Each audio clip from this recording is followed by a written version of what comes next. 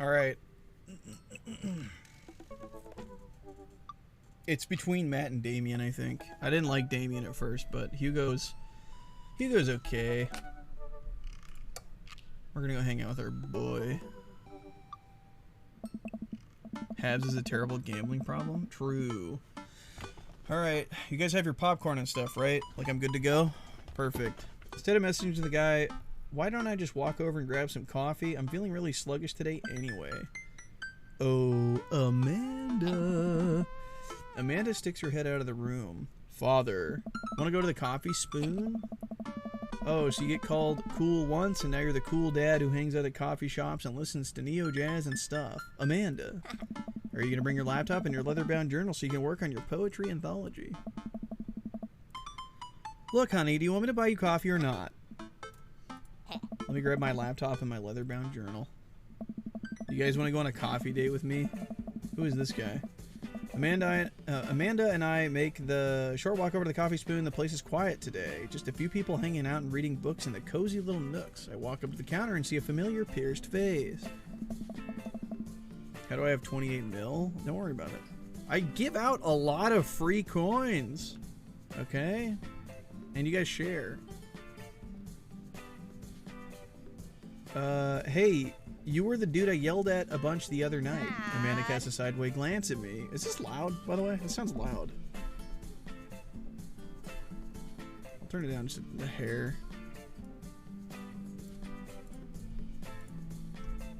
You try to sell me shirts. Who might you be, miss? This is my daughter, Amanda, the person I am a father to and am very protective of. In order to make your acquaintance, my name's Pablo. Did I mention that I make witch house music? I wouldn't call witch house music, but okay. A piercing blow to my ego, though not one that will dissuade my need to impress you. My innate dad senses tingle. I'm overwhelmed with a fatherly, protective energy. I must do something to protect my child. This is the dad thing to do right here, right? Reappropriate lines from Taken. Lipstick in the eyes? From who? Oh, the daughter? Yeah. True. Why are you guys gambling so much? What's happening? Listen here, Pablo. I have a very specific set of skills to, I can type pretty fast for people my age. If you so much as harm a hair on my daughter's head, I'll be coming for you at a comfortable 80 words per minute after I practice a little. Chump change. Dad. Joe. Matt comes out from washing dishes in the back room to meet Amanda and I. He and I have high five as fellow cool people do.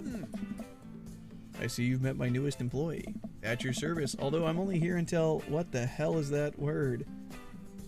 Vacant Veil starts their world tour. When's that? Well, we have to put out a record first. Oh, it's his own band. I have an issue. Oh yeah, you get your coins like just passively by being in here, so it's pretty fun to lose it all, huh? Also, don't gamble, it's rigged.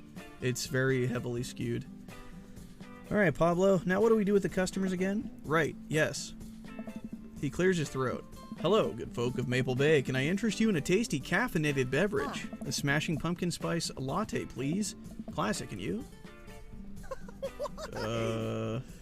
I don't know any of these. Dude, Wormsa, thanks so much for gifting a sub. I appreciate it. Way, enjoy your stay and your ad-free viewing and all your emotes and stuff. Thank you so much, dude. I appreciate it. In my defense, gambling is illegal in Hawaii. Yeah, go nuts. It's free here, kinda, in a way. Don't tell us what to do? Okay, you guys are going a little too power hungry with that frick emote. Chill. Oh, I never changed that. Americano, decaf for cutie, Father John Misto. I don't know what that is. I'll take one. That might be the worst pun I've ever heard. Hey, it's pure comedy. Yeah, puns are the highest form of comedy. Oh. I was making a joke off. Father John Misty has an album called Pure Comedy, and the drink is named after Father John Misty, so I was, yeah, never mind. Coming right up. Pablo gets to work making our drinks while Matt observes him. He'll get the hang of it, for as goofy of a dude as he is, kid works hard. Hey man, that concert was a lot of fun. We should hang out again. Hell yes. I'm actually going to be done training Pablo in a couple hours and was going to go record shopping. Want to come along? Absolutely. Hey. Do you guys have vinyl records? Pablo brings us our drinks and Amanda buries herself in her laptop. I spent my time sipping my drink and cracking jokes with Matt. Last time we hung out, he told me he had trouble hanging out with other people, but for some reason, he and I can talk and joke like old buds. It's weird. I feel really comfortable around him. I'm innocent and don't use that emote. Of course not. Of course not. Once Matt feels comfortable leaving Pablo on his own, I say goodbye to Amanda and we start walking to the record store. Have you ever been here before? No! I mean, we have a record player sitting in the living room, but all I have are 2 copies of Frampton Comes Alive. Oh, this should be fun then. We're going to find you some good stuff. I've always wanted to start collecting vinyl, but I don't know anything about it. Plus, I'd need a record player. Have a couple, but the machine to play it broke. Oh, rip, dude. That's too bad. It's kind of nostalgic for me in a way, because my grandpa had a vinyl player with a sweet setup, and he would play Bob Dylan records and stuff. It was cool. The walls of the store are packed with posters, artwork, stickers, and records. A few people mill around, flipping through milk crates of albums. Some indie band is playing through the speakers. It's a nice wide vibe. Why do people still buy records? Isn't it kind of outdated at this point? Yeah. There's a lot of people who will try to tell you that vinyl sounds warmer or more true to the artist's intents, but really I think it's just nice to collect records. Hey. It's cool that in this day and age we have just about every song ever created available instantaneously on our phones, but there's something about holding an album and getting to see the artwork in our hands that I'll always love. Hey. That's why I try to get as many of the records I love in physical form as possible. Remember when we were kids when we had to wait around the radio with the cassette tape so we could record our favorite songs? Nope, I don't remember that. That was beyond my time. It made it each listen really special, and mixtapes were even cooler because of how much work they took. Not bad. Now you just make a playlist. I think the last time someone gave me a real mixtape was in high school. Hey. I look around the multi-level record store and spot some genres: future wave, jungle, anarcho, punk, nunsploitation. Man, this is a little overwhelming. Oh. Here, let me help you find something you might like. If you were a milkshake, what flavor would you be? Good question. Used to do that when I was little. Pretty sure we're the same age. I think I just listened to the radio and stuff, so I never had the need for that. And then eventually I got a CD player, and that was great because every time you bumped into it, it would skip or whatever, or scratch, and then not work anymore. And then eventually Apple came out, and then MP3s and stuff were cool. So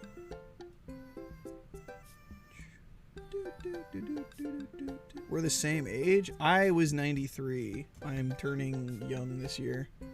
So chat, if you guys were an ice cream, what flavor would you be? Would you be cookies and cream, vanilla, strawberry, or purple? What?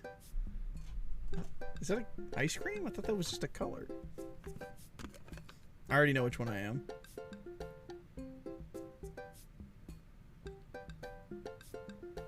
Purple?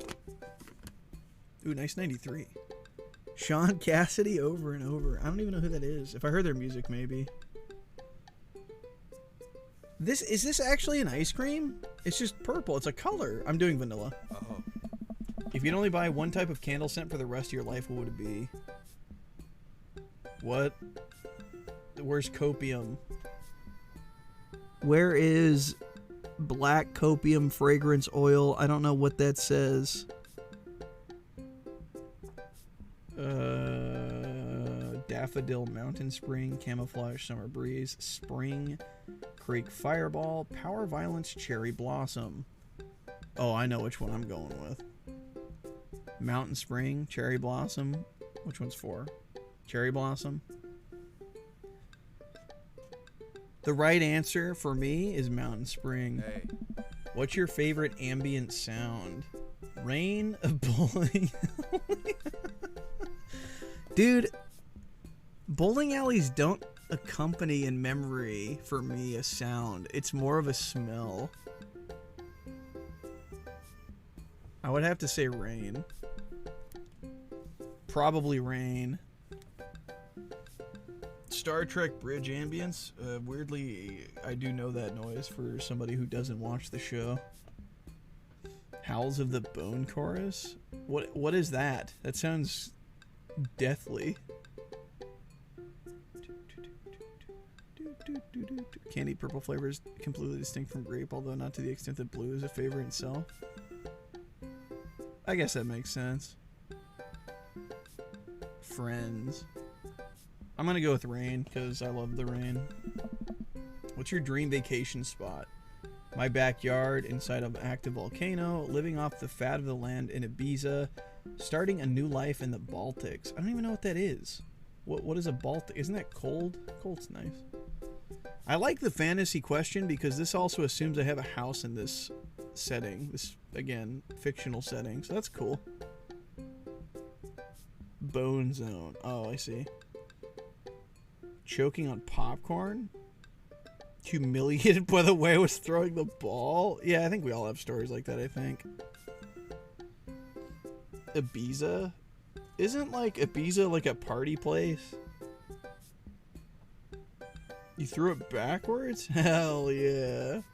Did everybody do the little jump where they spin? I'm gonna say my backyard because I'm cringe. What's your deepest, darkest fear? What's up with the 30 questions here? I worry that people are nice to me only because they want something from me. I fear that I don't deserve happiness and won't ever get it. What if nobody exists but me and I have fabricated this universe? Saying you too when the waiter...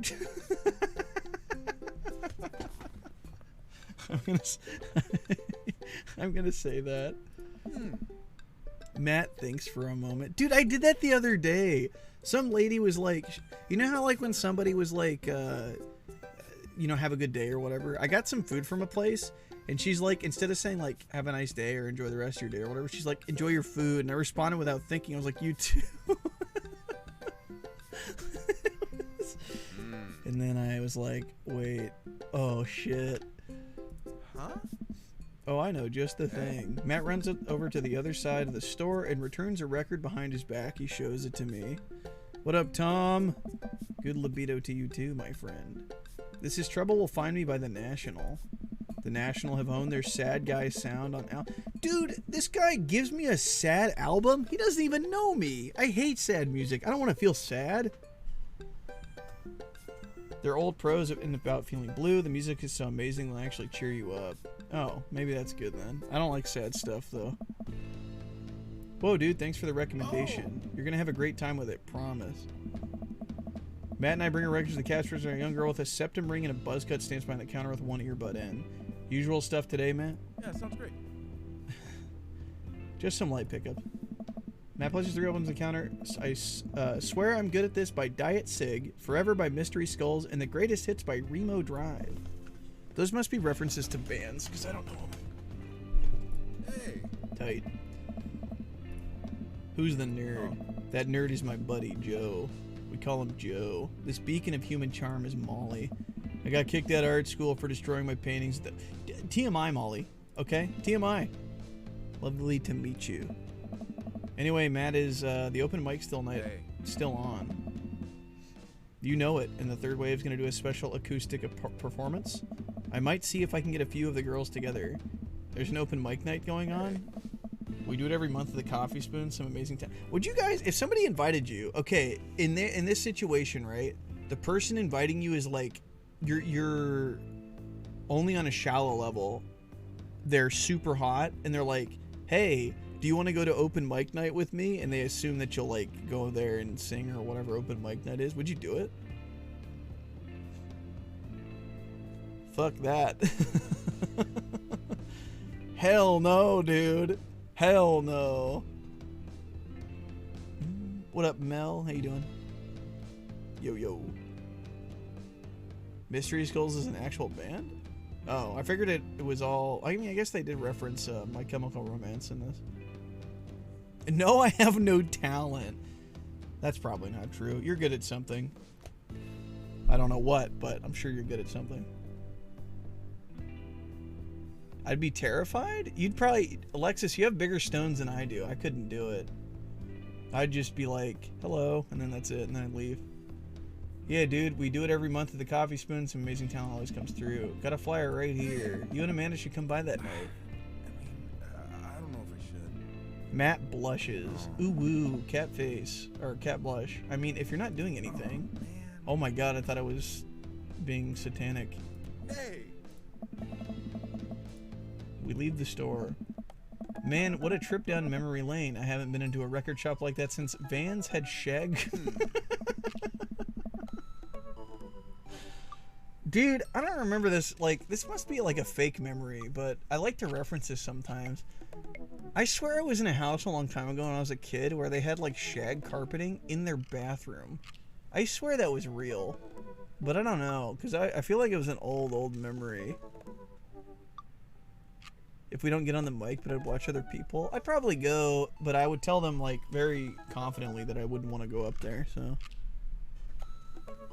I don't trust anybody who considers karaoke night the perfect date. Yeah, but what if you're, again, I'm attacking your shallow bone. What if they were like the hottest person you've ever seen and they were genuinely nice? Shag carpet rug or full carpet? It was like the fuzzy carpet stuff or whatever. It was like hairy, I guess, looking. That's shag, right? It was in the bathroom, which was really gross.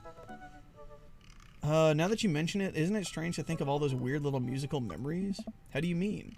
Well, I think music is a very time and place sort of thing. A song is important to me, not only in doing that, I think it sounds good, but where I was and what I was doing when I listened to it. That's actually a pretty astute observation. I wonder if that does change. I mean, clearly it does. Oh, thanks for the hydrate. Remember to sip. You gotta put your whole Jussie into it. What up, Seven? How you doing, buddy? Why did a chicken cross the road joke? Selly made me sing and I almost passed out. Oh, on stream, Lexus? Shag carpet in the bathroom was a thing. Oh, I'm not crazy. It did exist. I swear I was in a house where it was there and it was really weird and gross. Because I joked about it with you guys a long time ago and you guys gave me so much shit for it. It's not like I own a house. It's not my house. I'm really glad that you think I would have shag carpet in my bathroom. That sounds vile. There's music that reminds me of exes, of struggling through school, of being so poor I didn't know where my next meal was coming from. Hey, yeah. All that stuff. And listening to those songs remind me of those moments of my life.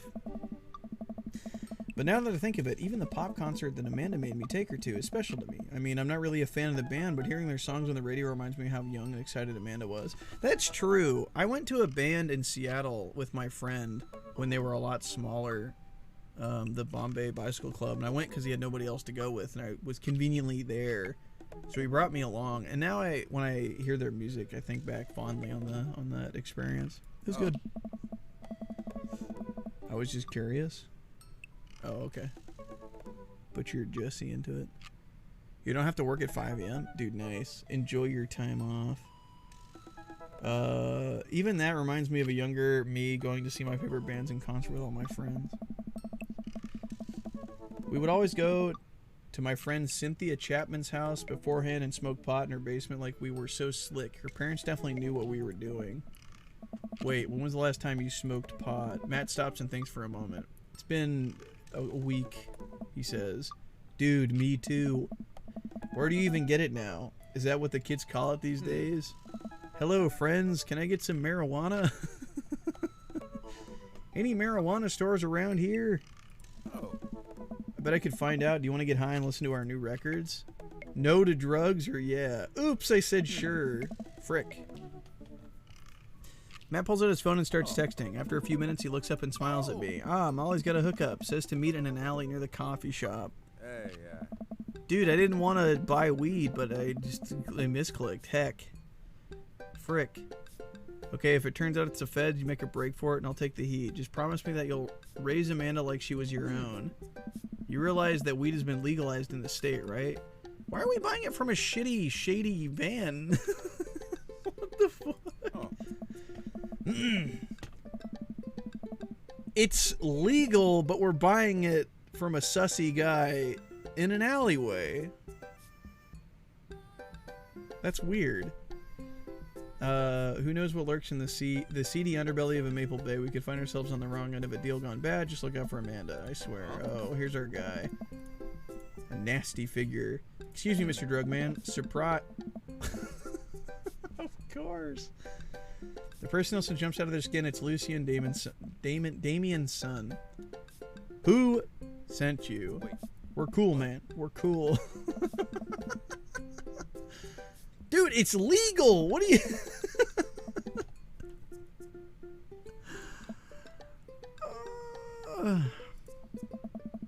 I need to know that you're down or I bolt.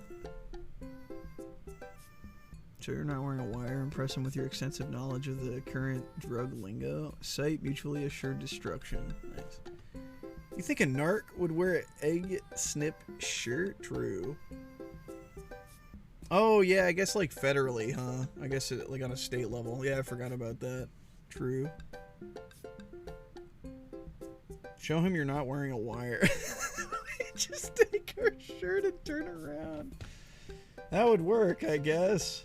Impress him with your... Nah, we're gonna go with the, Why do you like that? I just... What? Okay. I've seen this in cop films before. I lift my shirt to prove I'm not wearing a wire. Oh, Jesus.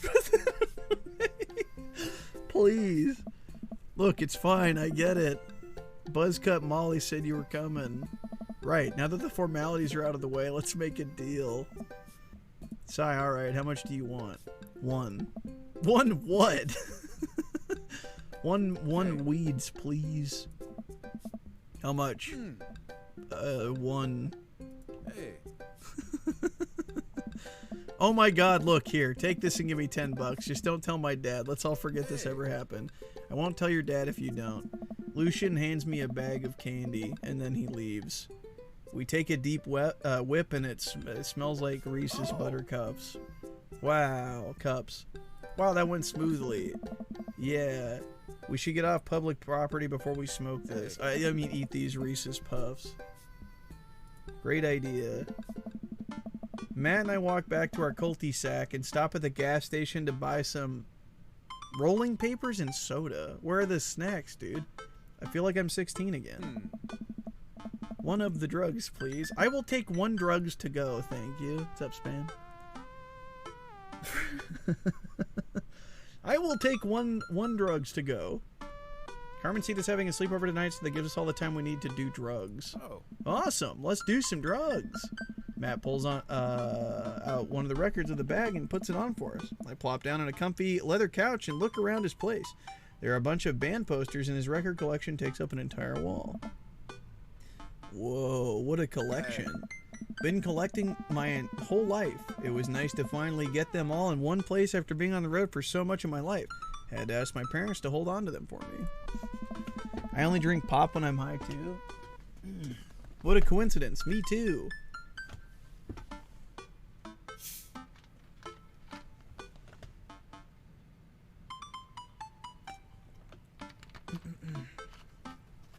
Good old vanilla Coke.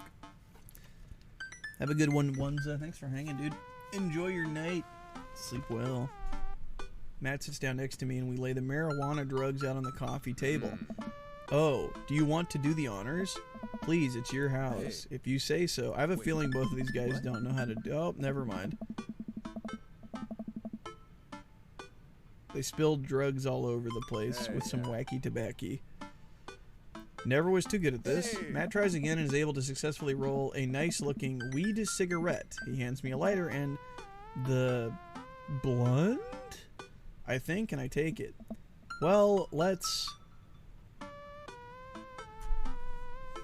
Oh, I'm getting secondhand cringe from this dude. Yikes. Injecting bongs.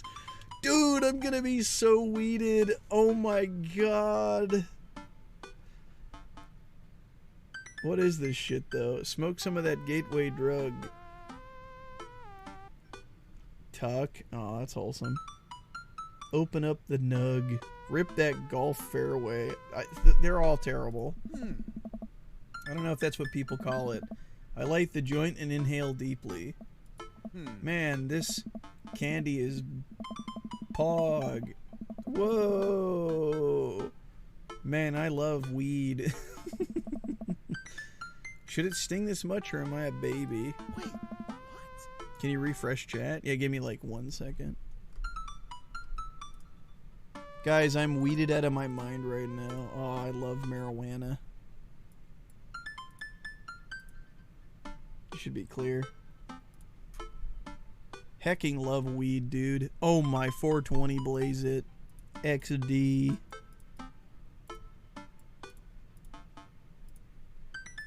Yeah, I love hecking weed.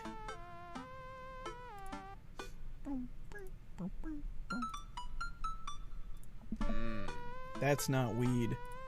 Oh god. Hey. Did we develop a taste for meth? No, I'm assuming it's oregano. Hey. This is oregano. I sniff the air. Yeah, that would definitely explain why it smells like a pizza place in here. That little punk ripped this off. Oh well, we can still relax and enjoy the music sober. You know what? You're right. We sit and listen through Diet Sig album. Wait, you don't clap. You just kind of like vibe.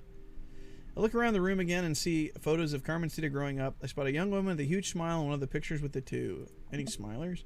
Who's that? Hey. Oh, that's Rosa. She was of course.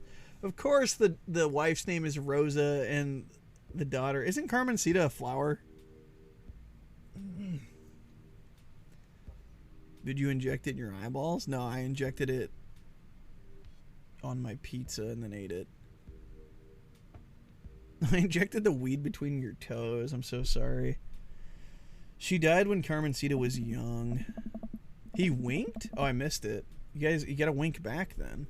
I'm sorry to hear that. Amanda lost Alex at a young age too. I can understand how hard that must have been. I look around again, spotting a framed gig poster hanging on the wall. There's an illustration of Matt and Rosa surrounded by flowers. The cursive lettering reads, Stillness the Dancing. Looks like they played the Soundgarden over a decade ago. Were you two in a band together? Hey. Yeah, that was the reason I was touring so much when I was younger. We traveled the whole country in this rinky-dink little van. It was hard to start, but once we started gaining notoriety and seeing how much of our songs meant to kids, it was incredible. Oh my god, they were the Wiggles before the Wiggles popped off. Whoa. Wow, that seems like a life some people only dream of. It was difficult at the time. I couldn't have done it without someone by my side. Rosa and I knew that we couldn't do it forever, the long hours on the road, missing your family, sleeping in a band, all that stuff. So once she became pregnant with Carmencita, we put down roots in our favorite town to play in right here. Since she was a kid, Rose always had a dream to own a quiet little coffee shop. She died before it opened. I'm so sorry. Hey. Don't be. I'm not really sure what to say. I couldn't possibly count the number of times I told people the same thing after Alexa died. Or Alex. Matt gets up to flip the record next to the turntable. I notice that dusty piano. Do you play? Ah, I'm out of practice. I used to jam on the keys back in the day. Yeah, dude, I play a nasty hot cross buns. True. Oh yeah. I fronted the hottest 7-piece ska band the Eagle Rock Bay High School had to offer. No way, you had a ska phase? Ska never dies. Except for Scommunist Manifesto, who broke up after the senior talent show to pursue solo careers. That's rad. Okay. Hey, yeah. Give me some of that two-tone love. Oh man, let's see if I still got it. Stick to your... do you guys want some Wonderwall? Do you want some ska roots? Do you want some classics? I think that the Roots would probably be the best one, too. Joe's a widow who lost his husband. Oh yeah, I guess it's ambiguous. You get to choose, don't you? Ska Roots. Played to Roots Sandstorm. True. I'm gonna do the Roots one. I'm doing it. I'm playing ska. Wait. That was just Smoke on the Water. Oh god. I forgot how to play. The Deep Purple is always appreciated nonetheless. Alright, buddy, can you top that? I shouldn't. Oh, come on. Hey. No, it's been a long time. He doesn't want to. What's the move here? We should be encouraging, right? Never too late to get back into it. It's like pushy, but it's like encouraging. So, which I think is fine. The wording makes it okay. I stopped playing since ever since the accent. Oh, you know what? Actually, maybe because it's like, maybe it's a sensitive topic. You know what? I'm curious. I'm just gonna force him. You just sat through a butchered version of Deep Purple's Smoke on the Water. How much worse can it be? Okay. Why did he pog plant? Okay. He closes his eyes, runs his fingers over the keys, he breathes in deep and starts playing a melody. If I didn't know that he hadn't played the piano in a long time, would never guessed it. Matt plays a soft, sweet tune filled with emotion. I've never heard this before. I'm assuming this relates to his wife. This is so cool. Oh. He finishes the song and opens his eyes. How was that? That was Pog Plant. Oh, it's nothing. Come on, man. That was killer. Are you going to pull out that for the open mic night? Oh, no. I never play at those. Well, why not? You're really good. It's just, I just don't do it anymore. I just don't like being up there and alone and having so many people stare at me. It doesn't feel fun anymore. Yeah, makes sense. He misses it because he used to do that with his wife, so he doesn't want to do it anymore. Y'all are married now? True. All right, man, but I hope you know how beautiful your music is. Thanks. Oh. Matt and I sit and listen to more records until it gets late, and I decide that I need to go to bed. Matt walks me to the door. Never tell anyone about the oregano, okay? Deal. Wait, can I tell my doctor? I don't know anything about the health effects of smoking oregano. I think we'll be fine. Night, dude. I smile. Night. You know what else is beautiful? Your mom. You take that back. I walk inside. The house is dark, save for the sliver of light coming from beneath Amanda's door. Nice. Wafer, thanks for the 3, buddy. How you doing? Congrats on your green badge. I hope things are going well. Fine, she's ugly. Okay, take that back and say psych right now. Nice. Ugh. Dude, allergies are killing me lately. Chat. Oh, we have the, what's the Peepo? It's literally called Peepo Sub, right? I always forget the name of it. Can we get some of those? I knock lightly on the door and enter Amanda's room. She's sitting at her desk with her camera editing photos. Hey, Amanda. Amanda swivels around in her chair to face me and slumps down. What smells like a pizza parlor in here? Huh? Nothing. So, what's up? Dad, I'm hungry. What? Wait, no. Hi, hungry. Oh my god. No, I'm Dad. Amanda collapses on the floor, defeated. I promised myself I'd never let it come to this. Sorry, kiddo. You set it up, I spike it down. Thank you, guys. I appreciate it. Hope you're doing well, Wafer. Thank you again, dude. You're a monster. Want some spaghetti? Yes, please. Amanda and I boil pasta and heat up sauce in a pan. Well, I boil pasta and heat up... While Amanda watches, despite my best efforts, I'm not able to set it on fire. How was the record collecting? It was great. Did you know that Matt used to play in a band? No way. Was he good? I don't know if the band was good, but he played some piano for you tonight. It was amazing. Right. He played piano for you? Dude. Yeah, I brought it up that he should play at the open mic night. He kind of got weird about it. I think we know why, though, because he literally told us context with his wife, so we know why he was weird about it. Hey, I saw a flyer for that. We should go. It's not too late to start a father-daughter punk band and play a couple tunes there. Dude. Oh my god, she did it. She referenced the thing I know how to play, and that's it. Let me break out my Glockenspiel. What? I know the first part of the word. This is German, but I don't know what it is. I think I only know hot cross buns. We can work off of the chord progression. Man and I have a nice dinner before she goes back to her room to do photography and stuff.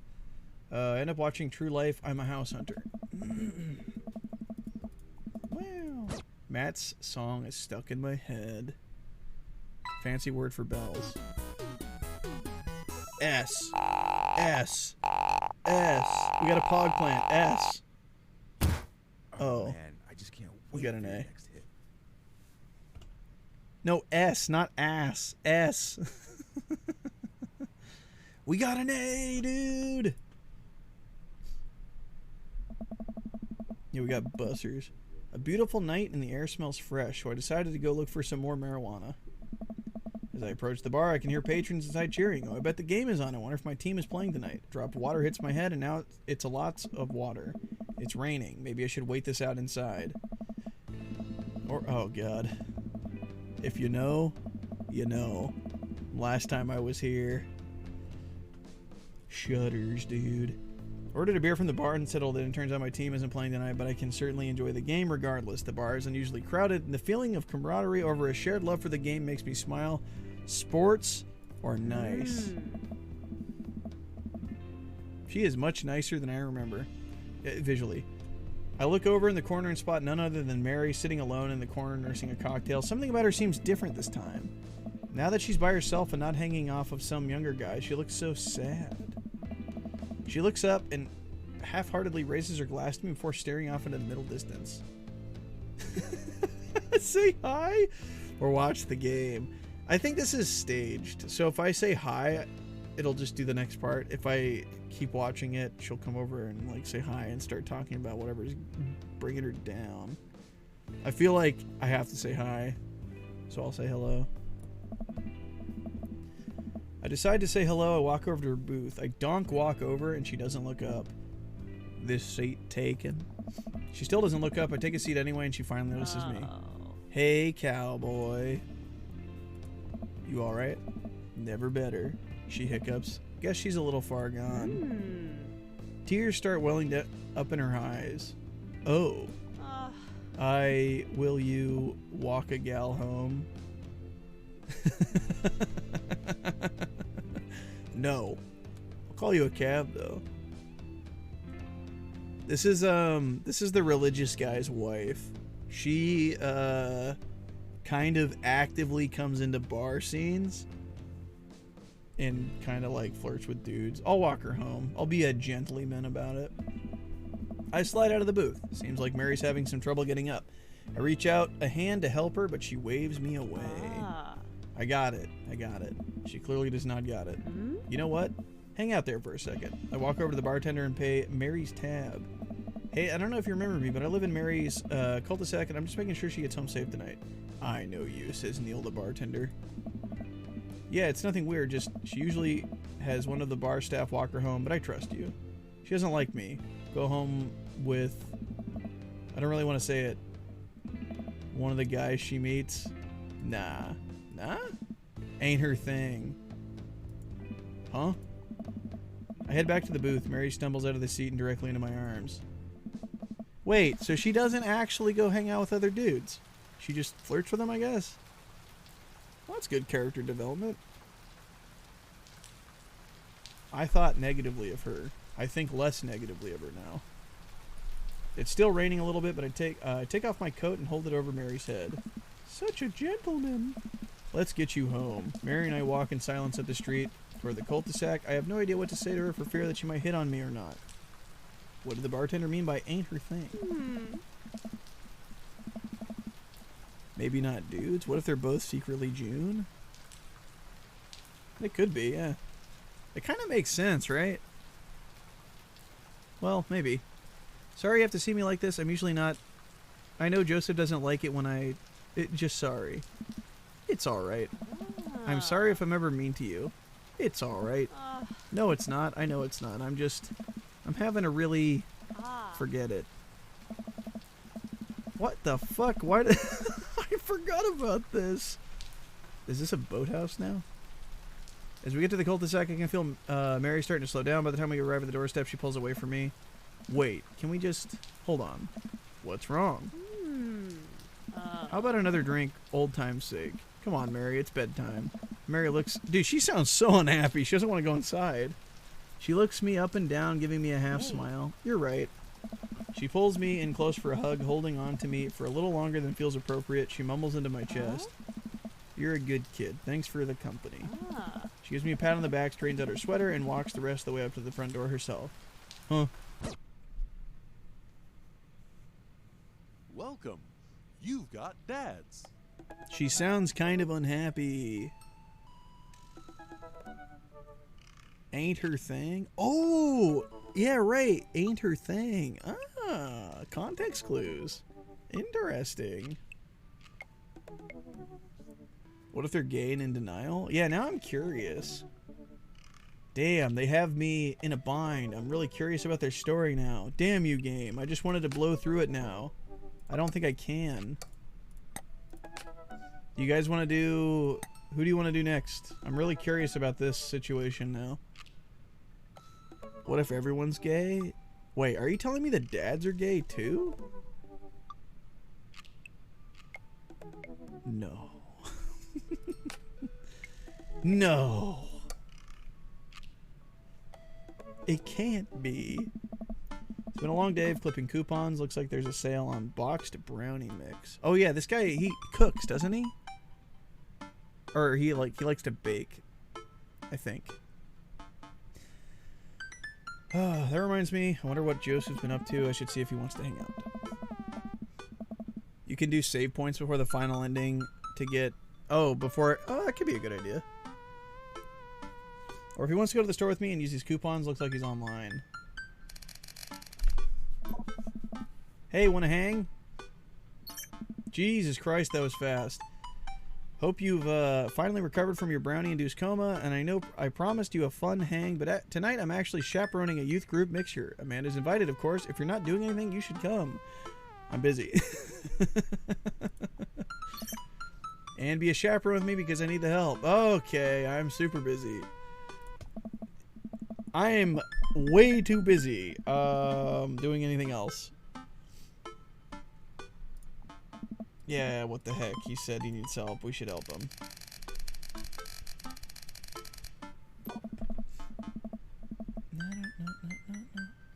If you need me, you got me. Just tell me where I need to go tonight. Are there new VIPs in chat? Technically, yeah, I think so. I let the VIPs hang. So, all existing VIPs never got their things taken away. And I think I added one new one. What is this Kappa Pride? We're learning about dads being dads. Plebo.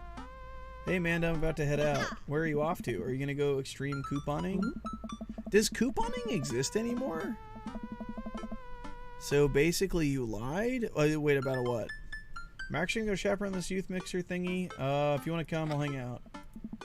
I'm down. Maybe I can make some new friends. That's a good attitude. I'll have you know that I'm mostly doing this for the potential of free food. Thank you, Amanda. You get 4 daughter points today. Can I have a lava lamp? No. But you can have a spider ring. Or a plastic froggy thing. I remember those. I feel like I noticed new VIPs tonight.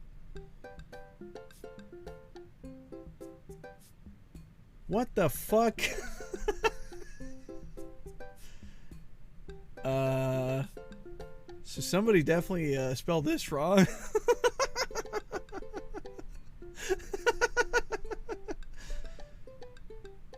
Huh. We arrive at the church to find that nobody's there. There are decorations and balloons and banners and everything, but no youths. According to my sus detector, the word on here is spelled incorrectly. I've been to a couple dances in my life, and not that I want to paint myself as a sort of dance expert, but generally dances require people. Those people need to be dancing. All of a sudden, Joseph jogs up to us. He looks frazzled. You're here. I need your help.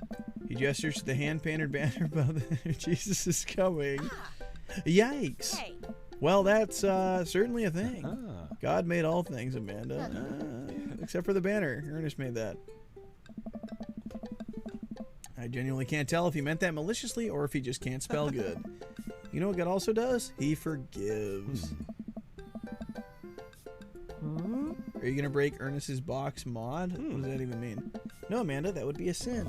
I think it's the one right after sloth. I need your help getting this down before anyone sees it. I can swing that. Amanda, can you help? Physical labor, huh? I have to set up food. Food's already set up. I'm going to do a final inspection of the food. What the fuck is your character? What do you mean? Pure elegance. I'm going to eat your food. And then Amanda runs away. She really can book it when she wants. Her father was a giant pair of legs. Change the O or to U and O? I don't know, looks fine to me. I can't spell though. I dated some giant arms once, but it turned out they were all right. You must have been devastated. It was an Arm-ageddon. Oh, you're so funny. I get it. Oh, yeah. I'll workshop it. There's a gem in there somewhere. I'm really glad you're here, Joe. Oh, God. Did he touch my arm, too? Are you enjoying my company, or did you just lure me out here for my strong arms and height advantage? A little of both. It's always something with you, Joseph. Something handsome and pious? You're not that pious. Debatable. You're just alluded to breaking a child's vape pen. I would have lost the debate. Ready to do this? Let's make some magic happen. Magic isn't real. God said that. God was also a bush one time. True. He was a burning bush, I think, right? We grab a step ladder and walk over to the banner. That turd Ernest had one final trick up his sleeve. Looks like this nightmare is stapled and taped 6 ways from Sunday. Any ideas? What happened to your strong arms and height advantage?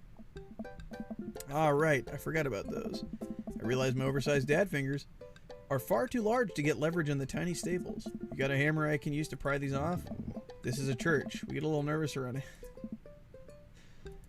Nice. Yeah. I'm kidding. We just don't have a hammer. We have to hurry. The use will be here any moment, and I'll never hear the end of it if we don't fix this. Wait. I have an idea. I run to grab the marker that Ernest used to draw this thing and jump back up on the ladder. We can't get it down, but we can send a different message. I've only got one shot here. Let's do it right.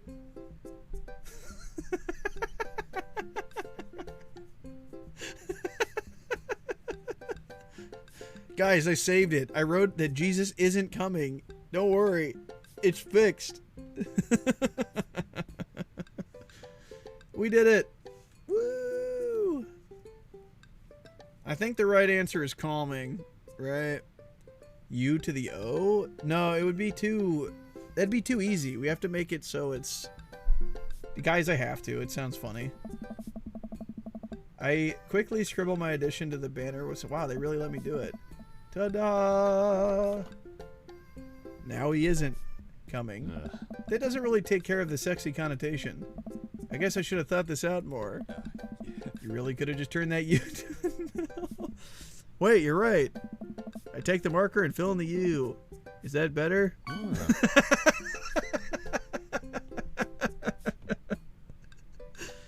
Nice. Joseph or Jesus isn't coming. Oh. Let's hope the youths don't notice. He checks his watch. Just take it down. Like, hello? The DJ should be here by now. Oh God, it's this dude. Freaking what's his name? Quinn or whatever. Wait, you're not the usual guy. What happened to Evan? Evan knew exactly when to play the Cupid Shuffle. Hey, I'm not Evan. Evan sold all his DJ equipment to backpack through Europe, so I'm filling in. Hey! I do envy him though. What I would do? Oh my God, I'm sick of this guy. I'm so tired of this guy. He's so cringe.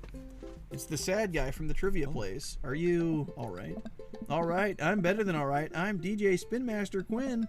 He sighs heavily. I usually do trivia nights, but I moonlight on the 1s and 2s to give myself a sense of purpose in life. Is he okay? Well, you'll have to do. You have a playlist of fun songs that youths will like that won't inspire impure thoughts or tempt them to the dark side, right? The DJ thinks for a moment. Believe me, buddy, I got what you need. Good song. Oh, okay, great. I'll let you get set up. The DJ leaves. Let's keep an eye on this one. He sounded like he was just going to play Creep by Radiohead on repeat. After some time, the kids from the community start filling in the dance hall. Some of them seem to notice our sign hack, but they don't seem to care. Most of the kids group off into tiny clusters, standing in circles and casting sideway glances at the other groups of teens. Man, I do not miss being a teenager at social functions. Hey, party people. Everyone in the room turns their attention to the DJ. DJ Spin Master. Coming at you with the sound that people want. We're off to a good start. All right. This next tune goes out to all the ladies in the audience. Ladies, let me hear you say yeah. There's like one person. Yeah. All right, he says again. Man, it's been a heavy couple days. The next one's actually just for my... Oh my god. Now, who wants to listen to Radiohead's Creep? He actually plays Creep by Radiohead. Amanda sidles up to me. Pizza in one hand and punch in the other. Creep, huh? Bold choice for a youth group. Let's see where this, see where it goes with this. He plays Creep again. Is the DJ crying? If you watch the kids really closely, you can catch them cringe every time Tom York swears. There they go. Maybe we should do something about this. Joseph runs up to us. He's killing the vibe. They're listening to swears. Sad swears. We have to do something. Yeah. You guys should try to give him a pep talk. Maybe work him up to Everybody Hurts by Ram, or the at the very least No Rain by Blind Millen. I know both of those songs. You want to help us cheer him up? No. Huh? She's lying to get out of this obligation here. Aww. Don't Google it. You can go, Amanda. It's fun. And she's gone. I am sad. Make our way to the DJ booth where Spin Master Quinn is having a quiet cry. Hey, bud. Ha-ha! Hey, my dudes. How's the party jamming? It's, not. All right. Sorry, fellas. Just taking a moment to find my groove. Gotta play the sad tunes to properly appreciate the bangers, right? Play the booty bumpers is what Jesus would have wanted. I want to say that so bad, but I have a feeling that's not the vibe. Being me, 2 is not the right answer. I don't know. Being a Karen and saying that's not how DJing works is weird. I think maybe booty bumpers is the right move. Throw it back for Jesus? You know what? Asses in the back. Let's throw them for Jesus. Listen, buddy. This is a church function. The songs you're playing they're a bit much, don't you think? It's kind of bringing everybody down. You should put on some top 40 stuff. Lift everyone's spirits. When everyone's dancing and happy, that it, makes the good Lord happy. Right, Joseph? Oh. No pog plans, so I think 1 was the right. Being a Karen's the right answer? Lame. The good Lord does love a song that slaps. He's a minister, so you know what he means. Let Jesus take the wheel here. Hey. You want to play Jesus take the wheel? That is the opposite of what I want you to do. Hey, buddy, if it's a problem you're having with... What was his wife's name again? Sandra. Holy pog plants. If you're having problems with Sandra, I can help you too. I do counseling. The ironic part is that he does counseling, but his relationship with his wife is not looking too good. Yikes. I can help you too. I do counseling, my job here, and I'm very good at it. That's the good stuff. Oh, I don't know. I can tell that you're hurting. Nobody voluntarily listens to that much Radiohead and repeat unless they're really going through some tough times. Trust me, I know. Crackermans. Joseph places a hand on Spin Master Quinn's shoulder, who immediately collapses into Joseph, crying quietly. There, bud. It's gonna be Sad okay. Master Quinn. Thank you. I'll put on some dance hall anthems. Oh.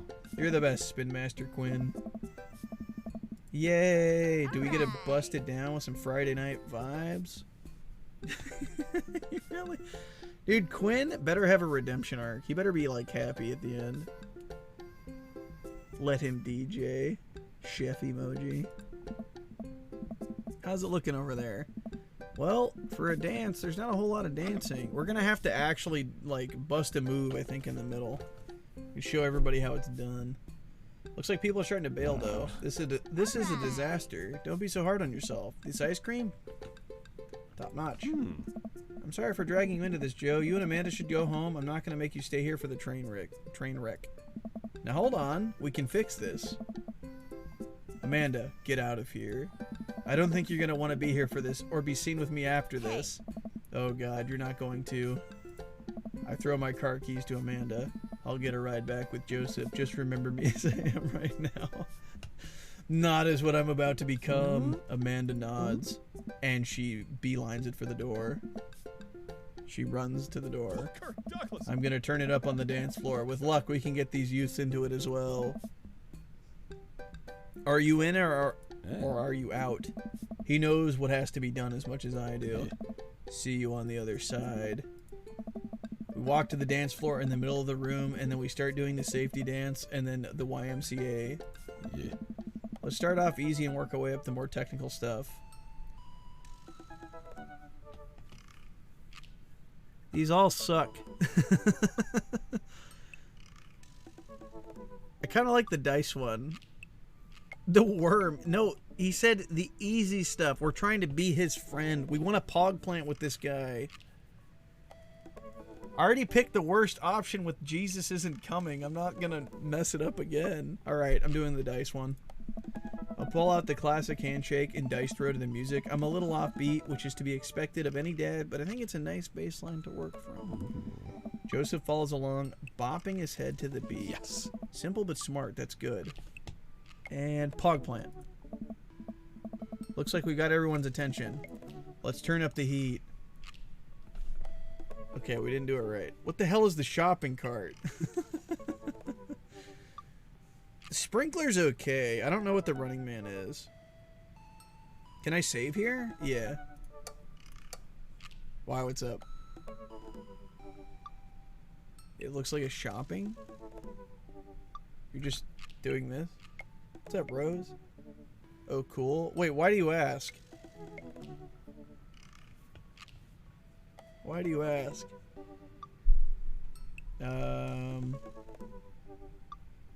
I'm gonna do the Running Man.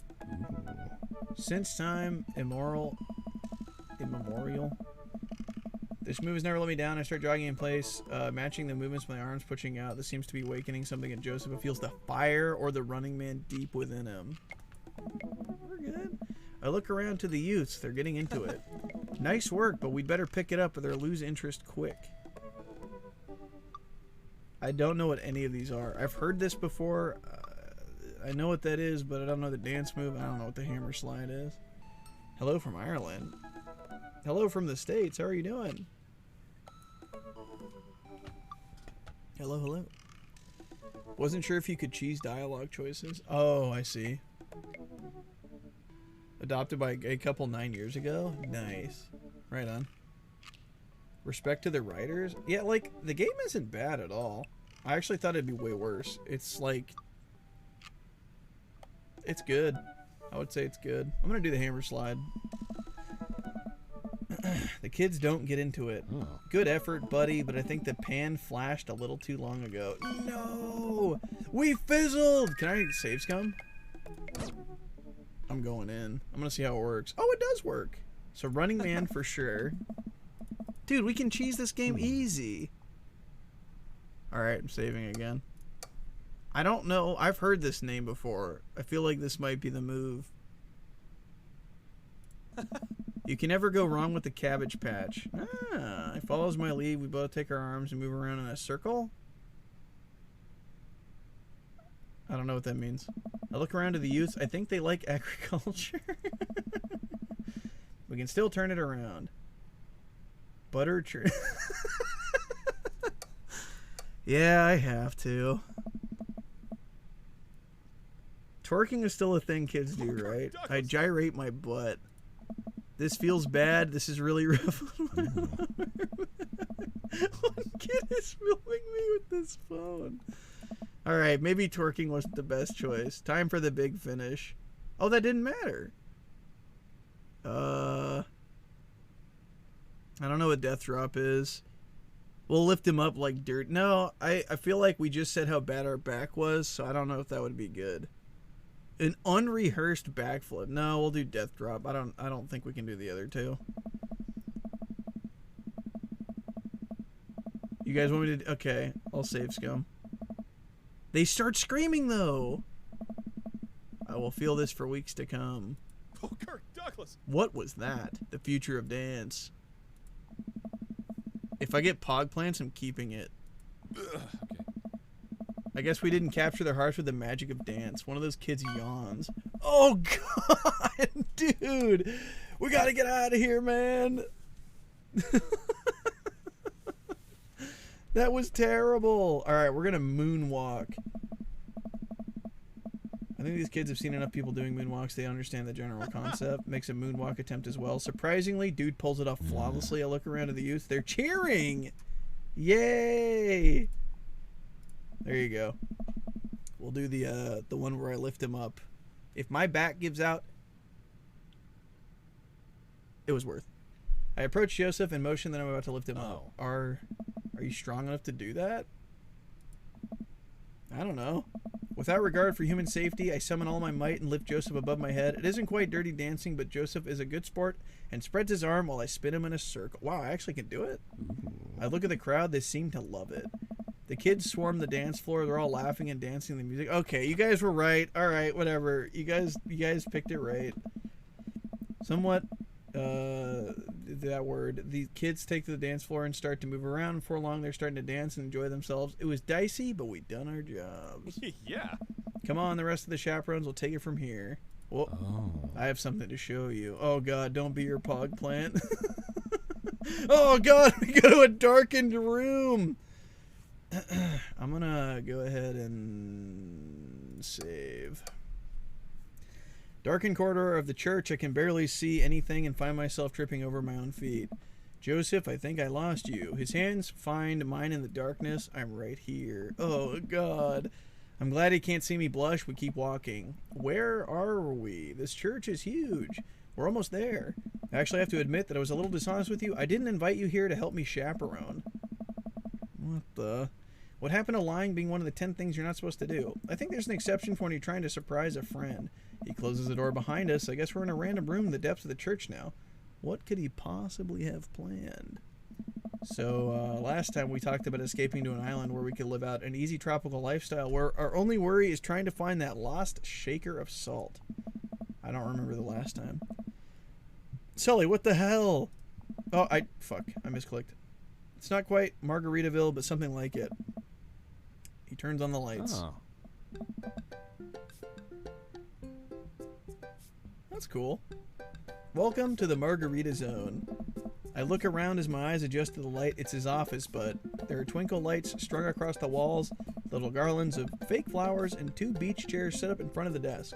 There's a blender and 2 glasses sitting on the table. Ukulele music plays softly in the background. Joseph, this is amazing. Nice. There's no pop. Why did I think that said Pop-Tarts? Just step on here, buddy. You do this for me? He takes a seat and gestures for me to do the same thing. I did this for us. I think we... Oh, God. I settle in while Joseph pours us both margaritas. You really went all out. Excellent. I have a flair for the dramatic, and you can't lead the community if you don't know how to make a good margarita. I kind of want to know what happens if you mess up then. Like, do you not get this scene? I take a sip of mine. This is a killer margarita. I would follow this man. Do you think the dance is going to go okay without our sick dance moves? Yeah. No, not here. You're missing the point of Margarita Zone. Oh. It's a place of rest and relaxation. It's a place where you can kick your feet up and forget about your worries for a while. It's heaven on earth with an onion slice. Watch out for blown out flip-flops. Let's get tattoos of Mexican cuties. Is that supposed to be like daring or something? Why would I want a tattoo of a random person? Well, sounds good. You guys picked right, so you can pick again. Load the dance and find out? It's too late. I'm on the road to success. Oh, now you don't want to vote? Come on, man.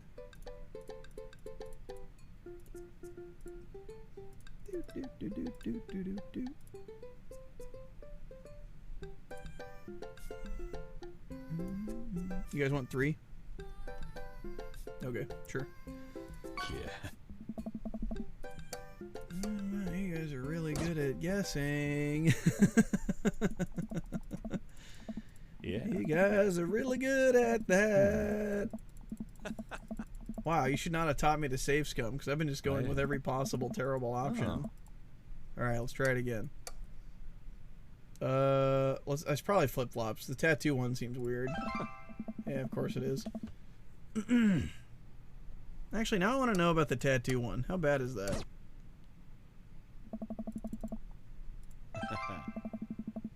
What?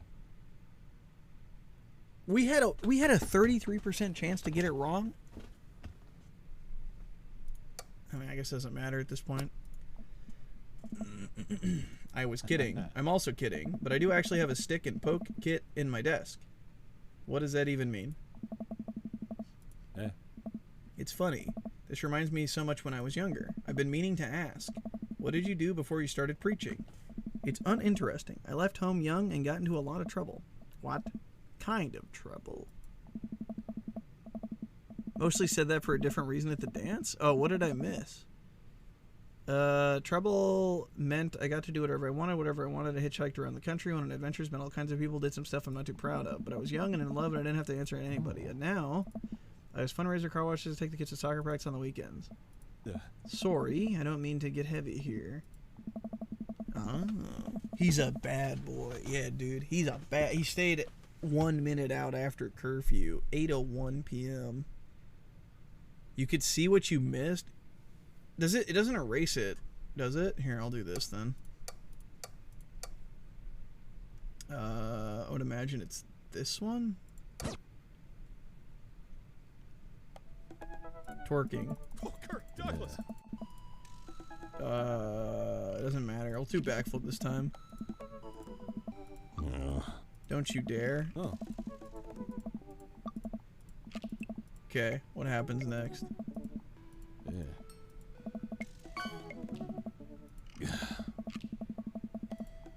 I'm gonna have to organize a game so they don't make out with each other. Thanks for coming, Joe, but I should take it from here. Oh, that's it? No, I can change. You baited me. This was the worst one. No. Yeah, I'll go back. That was fast. Wow, they really don't mess around with you. They're like, yeah, you're done. Did you say backflip? Yeah. He said that he's not gonna let me do that though.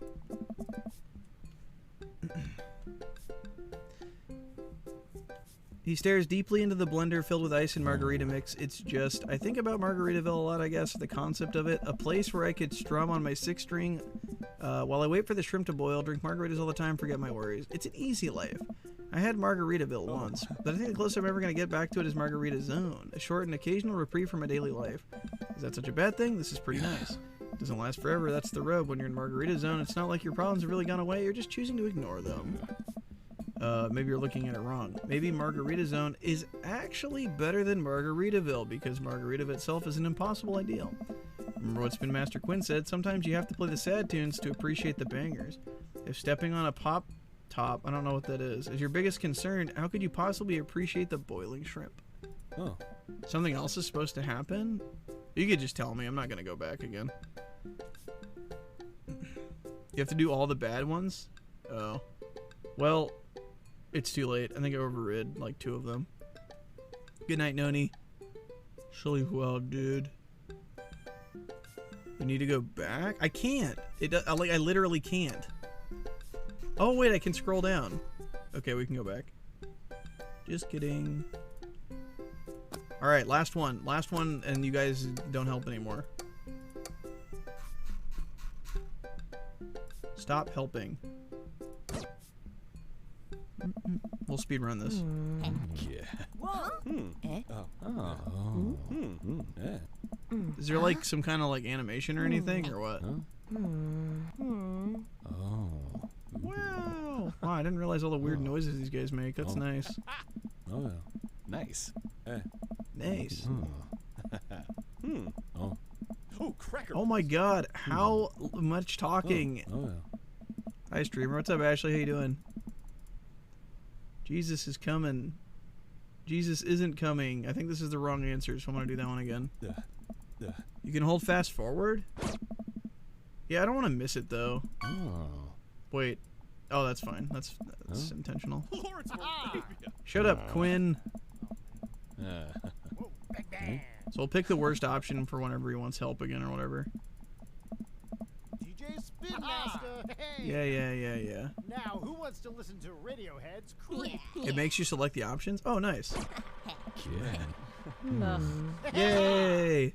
Shut up and play the hits. Sad Master wins. What? Are you kidding me? This is stupid. Susan. Oh.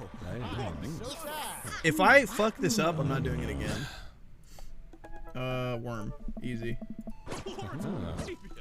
Running Man's wrong. Shopping cart's probably right, I guess.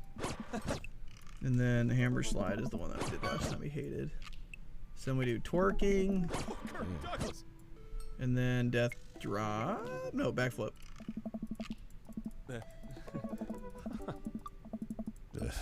Okay, did we win? I shift my weight to one side, take a deep breath, back, step up, stand up, flip. And transition to head spinner, one of those cool breakdancing moves that you think are cool. I was wrong. In one motion, I tumble myself directly to a nearby drink and roll to my feet. Continue to crash and break through the section of stack tables in my path. The kids laugh in shock and point their fingers at smartphone cameras. It'd be a great viral comedy goof, a 10,000 hit if the last table I didn't slip on a discarded punch ladle and smack into the punch bowl chin first, breaking my neck and killing me instantly. I don't even time to think about what my daughter in the final moments of my consciousness would have makes me from the veil. Maybe I'll never know. Maybe this is it. Blackness. And I'm dead. Woo! That's great. Oh, nice. The Dark Souls reference. Nice. That was great. Never attempt physical activity without stretching first. Damn. Okay. Oh, it literally takes away the option too because you messed up so bad. Nice. All right, I'm done with that. Beautiful. One of three. I'm not doing any more. Stop. Thanks though for the one. And Margarita Zone isn't landlocked to this office. I think it's a little jarring how we just died right there. That was nice. I think it's about finding the little pieces of Margarita Zone throughout your day and taking joy in those moments. Oh, nice. It's awfully optimistic of you. It doesn't have to be anything big for me. I think it's being able to quietly do word jumbles or drink strong coffee in the morning. Okay, are they telling us that you have to appreciate the small things in life? Whoa. To spend some quality time with a good friend. Yeah. I can feel myself leaning closer to Joseph. Is it me or is he leaning closer too? He tenses up. He downs the rest of his margarita and hops out of his chair. It's getting late. We should head back. Sure. Joseph and I make sure the dance wraps up without incident before he takes me back to the culty sack. Hop out of his car before he pulls into his own driveway. Thanks again for the help, he screams. Thanks again for Margarita Zone, I say. Maybe we'll go back there one day. If we do, it'll be my own damn fault. He laughs and drives away. Oh, I thought he drove off. I walk into my living room to find Amanda curled up under a blanket and groaning on the couch. Hey, Panda, you feeling okay? Dad, I have a tummy ache. Eat too much youth group food. I drank too deeply from the well of life, and now I pay the price. And by well of life, I mean that big lukewarm punch bowl of seltzer, juice, and sherbet. Amanda slides to the floor with an elongated groan. Didn't need anything, buddy. A time machine that goes back approximately 2 hours in the past so I can warn myself of the folly of excess. I'll pour you a glass of water. Because of my dance moves? Dude, I literally died. Come on, man. Too soon. How'd the dance go? Oh, I crushed it. Got the kids in the dance floor at the expense of my dignity. A fair trade. Also, everything hurts. I'll see you in the morning, kiddo. Night, Dad. Wow, we did it. Watch us get an A. I think we got an A, not an S. I think every time I've done this guy's dating thing, I always do very bad for some reason. yeah, I mean, Called it. You look great. That was If I was a Karen that one time, I would have got an S, but I didn't. Dang. Another dreary night, another listless stroll through Maple Bay. I've been really bonding with the community at Jim and Kim's lately, so my strolls have been leading me there more and more often. Peter the man from the bank, Keith from down the street, Evelyn who I saw at the deli. Okay, we are getting familiar with lots of people. Oh, God.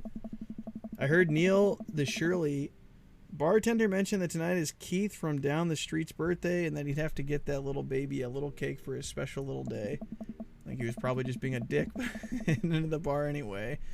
The mere possibility of a cake is a strong enough lure for me in. I step inside just in time to see Neil washing a cake tray with a crime scene outline of a pink icing. It really was his birthday, and I missed it.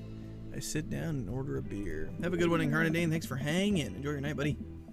Oh, God. Round 3?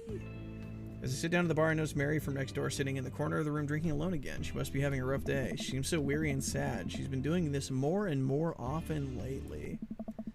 A pang of guilt shoots through me. Does she know? Is this because of me? Am I a homewrecker? Wait. What? Say hi. What do you mean? I decide to go say hello. I walk over to her booth. She doesn't look up. This seat taken. She still doesn't look up. I take a seat anyway, and she finally notices me. You. Okay, this was maybe not the best idea. Hey. Hey. Having fun with your new best friend, Joseph? He's a great... I'm so glad. I'm happy for you too. Mary, I'm not... I'd never accuse you of anything, uncouth Joe. You're just having an innocent, very platonic time with my husband, a supportive friendship. Wink. Come on. You're a good friend, aren't you? Sure. Yep, just a friend. I'm there when he needs me, Mary. I feel like that's a terrible thing to say. I'm just going to say, yep, a friend. That's funny. Joseph usually likes his friend to at least have a spine. Come on. We can't be as blunt as you, Mary. So you're an expert on my marriage now? See, this was the thing I was trying to avoid. Right here. It doesn't take an expert to see that you two are miserable. I'm not trying to be an expert in your marriage. I'm not apologizing for her. I am going to call it like it is. Then what does that make you? We were miserable a long time before you started poking into our business, buddy boy, but don't come around thinking you're some sort of paragon of empathy just because you get involved where you weren't welcome. Mary takes a long sip of her drink. This was a mistake. You know, you're really not his type. I'm surprised. The Pog plants would disagree. Mary pays her tab and strides right out of Jim and Kim's without looking back. Ooh. She's a little jealous. Welcome. You've got dads. You've got dads. It's been a lot of reading, fellers. Oh. I feel like it doesn't matter who we pick. We're going to learn this story eventually. Although he's at 2 hearts now, which is nice.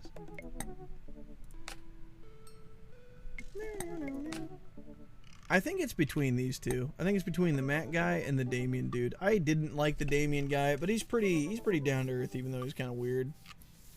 I'm curious about the ending. I am too. I don't think that a third date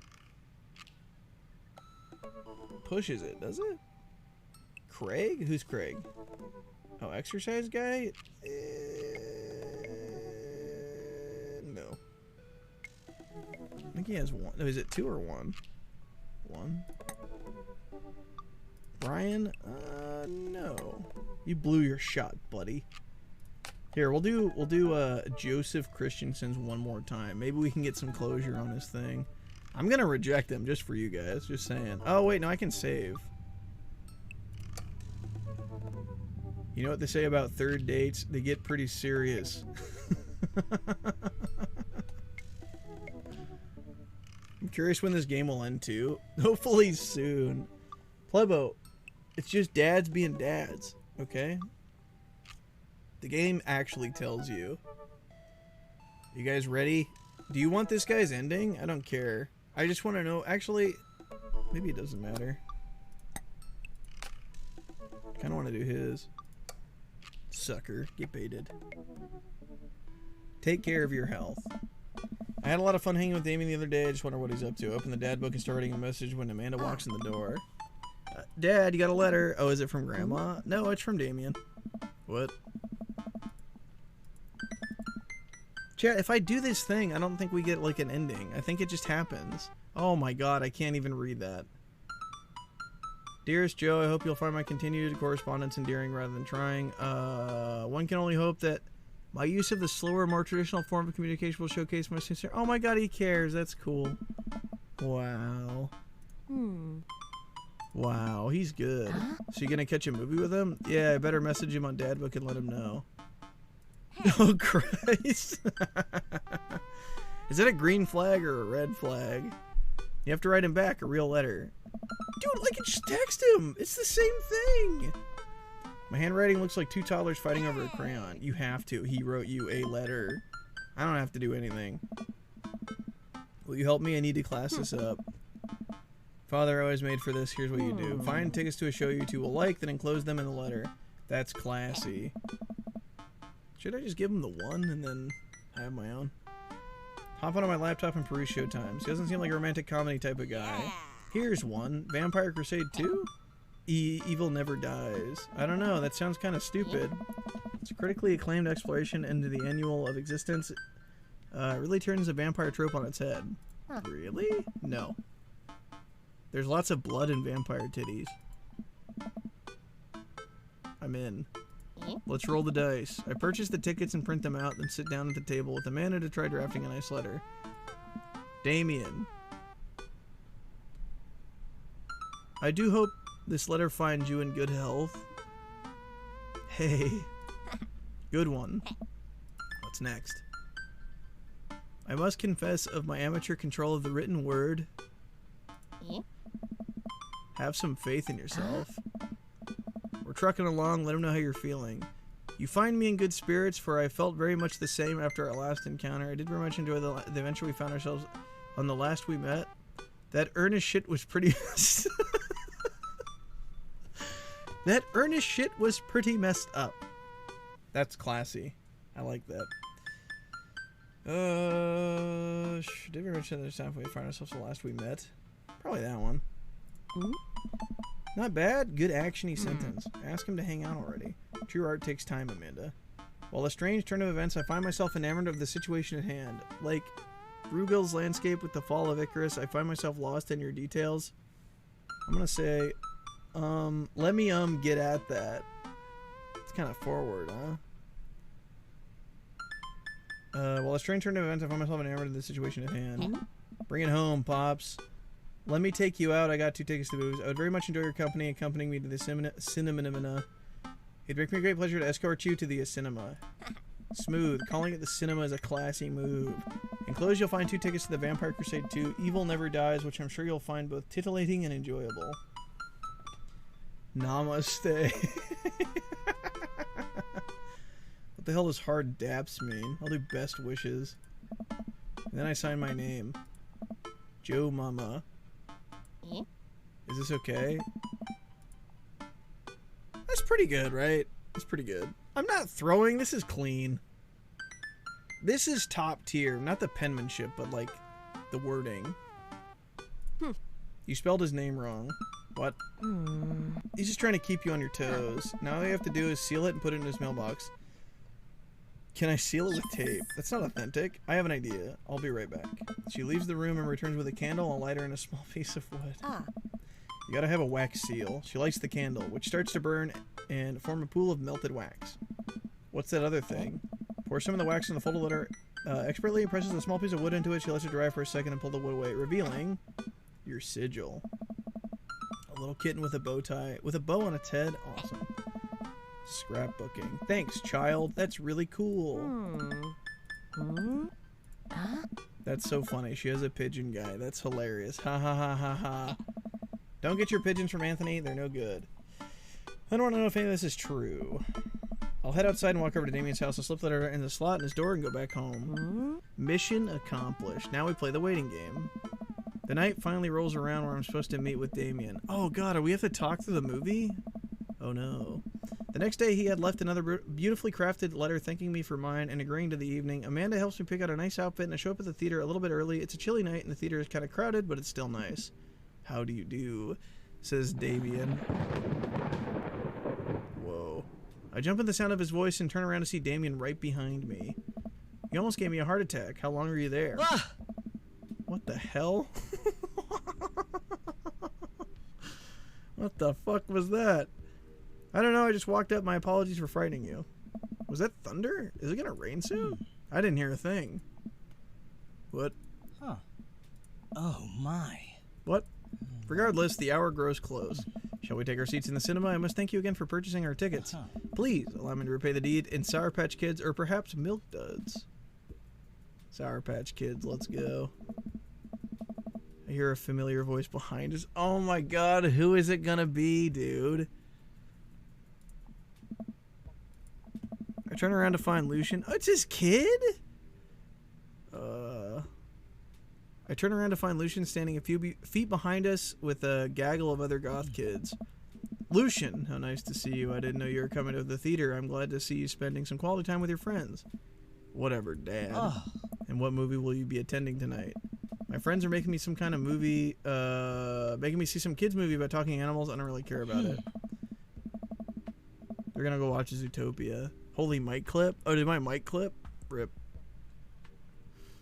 I do hope you enjoy your evening. We'll be watching Vampire Crusader 2 Evil Never Dies. You watching that? Yeah, I thought Damien would enjoy it. Good luck with that, Dad. He rejoins his friend, and I look over to Damien. Good luck with what? It's nothing. My son loves to tease. We wait in line for a little longer, and he buys us snacks. He seems a little nervous. I wonder what's wrong. Doesn't show anything, does it? Oh, his laugh. It was weird, right? It sounded pretty bad. Damien and I take our seats, and we settle in for previews. Blah, blah, blah. Is everything okay? Dude, what if he's scared of vampires? What if he's a giant baby?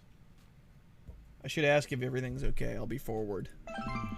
Everything is perfectly fine. Huh. I'm so excited for this film. I don't think he wants to watch it, dude. I'm a devoted patron of the arts, especially the scary arts. The scarier the art, the better. I think he's lying. Do you have a favorite horror movie? Oh no. I of course have a favorite horror movie. Mine is Halloween Town. Terrifying. Oh, interesting. That's odd. I don't seem to remember Halloween Town being that scary. I would have expected him to bring up some sort of strange foreign film. Dude, he doesn't. He's scared of scary movies. Are you kidding me? Damien's knuckles are turning white. Looks like he's about to rip the arm off. Wait a second. Damien, are you afraid of horror movies? What? You must be joking. I love horror movies. As he almost rips the arm off of his chair. The lights dim for the film. The movie didn't even start yet, dude. I apologize. I was thinking about something far scarier than this movie, which is not scary at all. We settle in as the film starts. I offer Damien some licorice, and he takes one. I take note of how much his hands are shaking. Oh my god, stop. That's so loud. The title flashes across the screen in bloody letters, Vampire Crusade 2, Evil Never Dies. A pale man with long silver hair, glittering red eyes, and well-oiled abs sits up in a coffin. You know, it makes sense because he had that thing of butterflies, right? Butterflies and flowers. It's kind of coming together now that he's a giant baby. Romulus Badblood. Awaken my coven. Two more vampires slide to the tops of their stone coffins onto the floor. He's going to scream one more time. 100%. Brother, is it time? Yes, husband. Wait, what? Brother, is it time? Yes, husband, but also mortal enemy? It is time. What? The three look at each other, then to the camera. Okay. For the Vampire Crusade, this rules. The trio of vampires fly off into the night as foreboding organ music plays in the distance. I somehow get lost in the movie. As dumb as it sounded, it was actually pretty fun. Dude, stop. We get to a tense moment of the movie where Romulus Trueblood sits at a truce meeting with the general of the human army whose wife Romulus has fallen in love with. It's finally good to meet you. General, I agree. It's good to finally blood you. What? Romulus leaps out and slashes the general's throat. Blood splatters everywhere, including the camera. Dude, shut up. He screams again, reflectively grabbing my hand. I immediately blush, forgetting about any vampire or blood or vampiric blood. Oh, I'm terribly sorry. Damien retracts his hand and places it back in his lap. I was writing a novel in my head about blood magic, and I got to an extremely scary section. Here's a clip of Damien. You're funny, Red. Thanks, buddy. Scariest movie I ever saw was called Twitch TV Joe TG. True. Thank you. Damien goes back to quietly stressing out over the movie. It's kind of cute that he won't admit that he's afraid of it. I wish he would hold my hand again. Cat flush. Or blush.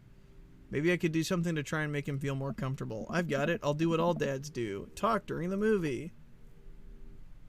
Ask what's happening. Tell him a dad joke. Point at a plot hole. His scream is weird. Yeah, it's like a really low resolution thing. It's like a yell in 1080p. I'm gonna tell him a plot hole. Did you notice how the guard fired 7 bullets, but his gun only holds 6? Ah. Yes, that is absolutely unforgivable. Unforgivable from a film making standpoint. It's almost unwatchable. Ah. It's funny how it's so much easier to point out these tiny mistakes in the work of others than it's actually to create your own thing, huh? Hey, look, that's an anachronism. What? The rest of the movie goes relatively smoothly with only a few whimpers from Damien. Maybe would have liked the romantic comedy better. We get to the final scene of the movie where Romulus, Bad Blood, and the General's wife embrace each other in his crypt. It appears that the true Vampire Crusade was the Vampire Crusade in our hearts, our cold, unbeating hearts. Romulus and the General's wife begin making out hard. Jesus Christ. The film fades to black and the end appears on the screen, but then it hard cuts to Demetrius and his rival lover, Carmela, who watch the two from afar. Oh no, twist ending. Our bloodline has been pure for 1,000 years. Romulus has betrayed us by loving a human woman. It will only be a short time before the next Vampire Crusade 3 evil must die again. More thunder, more ominous organs. The movie fades out again and a bloody question mark now accompanies the end. Damien and I walk out of the movie theater amidst throngs of chattering moviegoers. He's a little more pale than I remember, but otherwise he survived the encounter. He even seems kind of invigorated. What an interesting film. While the premise admittedly struck me as pedestrian, I was intrigued by its harrowing love story and great attention to detail in regards to vampiric lore. It was pretty good. A lot more vampire titties than I thought would be there. Come, the night is young. Let's take a stroll. Good night, Melissa. Thanks for the good vibes. Sleep well, buddy. See you mañana. Damien is making a point of not telling me where he's taking me. Still, I'm enjoying the walk and the cool night air. Being alone here with Damien is a lot better than being in a crowded theater. Lovely night, isn't it? As lovely as the company, yes. Dude, he's hitting on us. He thinks I'm lovely. Damn, okay, here comes the smooth response. Cool. Holy, we chose right. Everything I choose is like gold with this guy. It's crazy. Nice. Crushed it. We both stand there feeling a little awkward. I sure am one smooth operator. Are you getting a little hungry? We could maybe stop off and grab something to eat. Oh. Worry not, friend. I have a plan. We turn the corner and are greeted by the gates of a cemetery? What? Are we going in there? Oh. A little bit of Victorian flavor, Joe. Trust me. I'm a bit nervous, but Damien hasn't led me wrong yet. I follow his lead as we walk into the cemetery. Statues of angels stare down at us as we follow a path through the faded tombstones. What the hell is this music?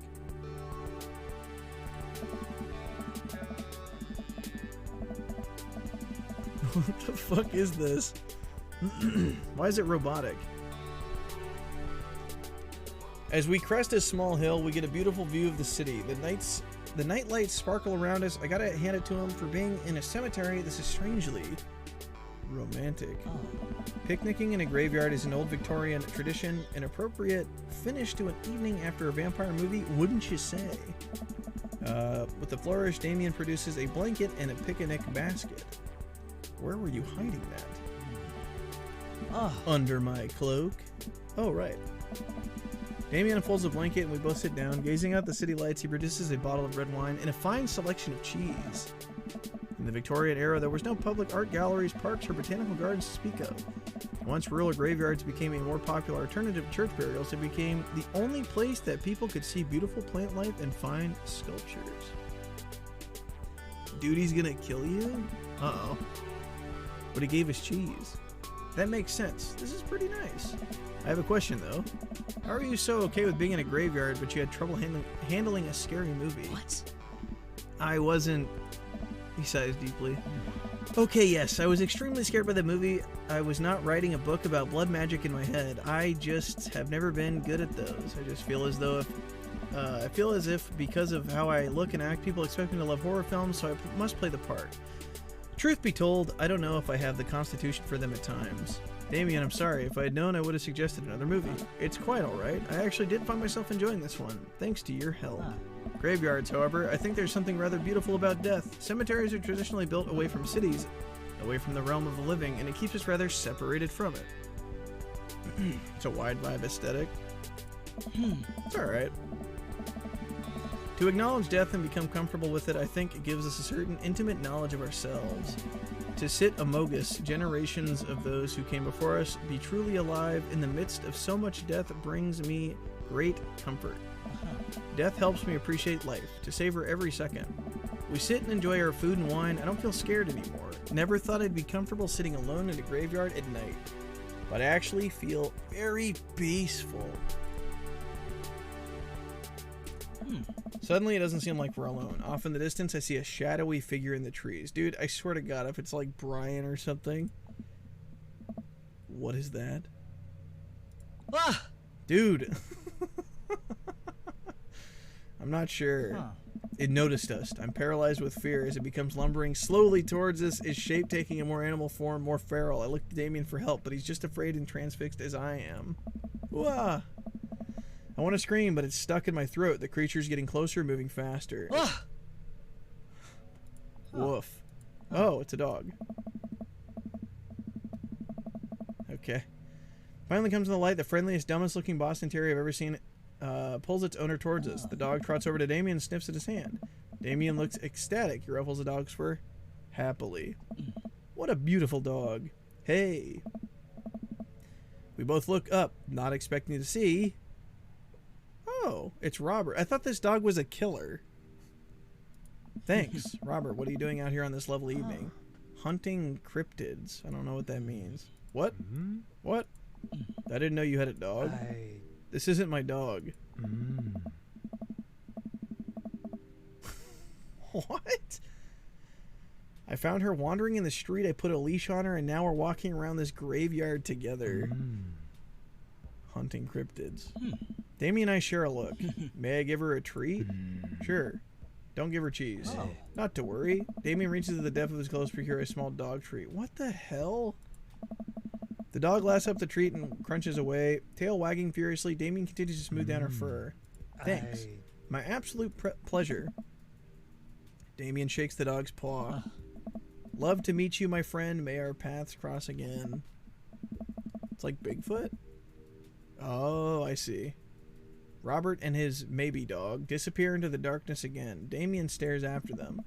I didn't know you liked dogs. Oh. Victorians love dogs, actually. Most Victorian women of high fashion would always be accompanied by a small dog such as a terrier or a Maltese. I think big dogs are nice too. Yeah, man, dogs are cool. Oh. I do believe we've had enough excitement for one night. Let's say we make our way home. Damien hops to his feet and extends a hand to me. I gladly take it as my hands or my knees aren't what they used to be. He packs up his picnic basket and leads us to outside the grave as we begin to walk home. I take one last look at the cemetery. It is beautiful. Oh. Excuse me. Beautiful. Like a proper gentleman, Damien walks me to my doorstep. Thank you ever so kindly for your company tonight. Damien, it was my plaisir.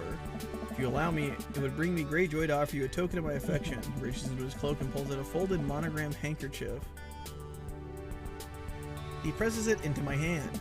Wow, thank you, Damien. I can't wait to sneeze on this. I will use this to dry my tears for those who have lost. I'm going to say the sneeze line. You'll be practicing good hygiene with style and grace. Damien shuffles his feet. I just want to say that it's rare to find someone like you, someone who's open to my eccentricities. It's nice to feel so accepted, so thank you. Damien gives my hand a quick squeeze. Do I squeeze back? He blushes and hastily retracts his hand. I must take my leave. Good night. Before I can say anything else, he's gone. Huh. I unlock the door and step inside. Whoa! Wow, we did it. Huh. Hey, Dad, what's up? Were you watching me from the window? No. Okay, yeah, it was. How was the movie? Lots of vampire titties. Told you. But as it turns out, Damien is Huh. Wait, Amanda doesn't need to know that. I'll keep it between me and Damien. Scary cool. Yeah, he's cool. It's scary. Nice. Save me.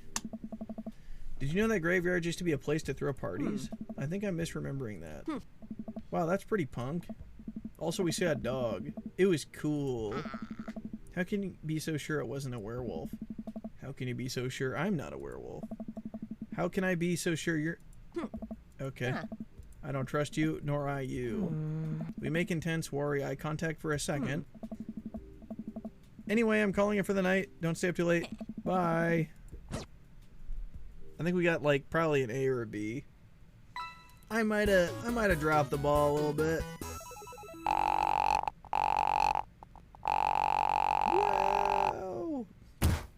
Are you familiar with the Never works mind. of Corey Feldman? He simply slayed in The Lost Boys. Corey Feldman. I don't know who that is. That's pretty good. Not bad. Welcome. You've got dads. You've got dads. Dude, this game is way longer than I thought it would be. Look, I'm gonna be real. I'm not doing his. I'm not doing Brian's. Ugh. Congrats on your best man. Does this game ever end? It ends as soon as you 3-star somebody, so we can technically get an ending now. Chat, I'll give you an option. I will play this again eventually, or we can end it right now. Which one do you choose?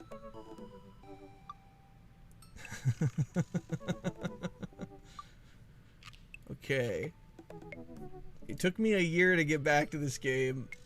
I didn't remember, like, there's a lot of reading, man. That's a pretty big deterrent for me. I do want to know what happens with Joseph's wife. I'm really curious.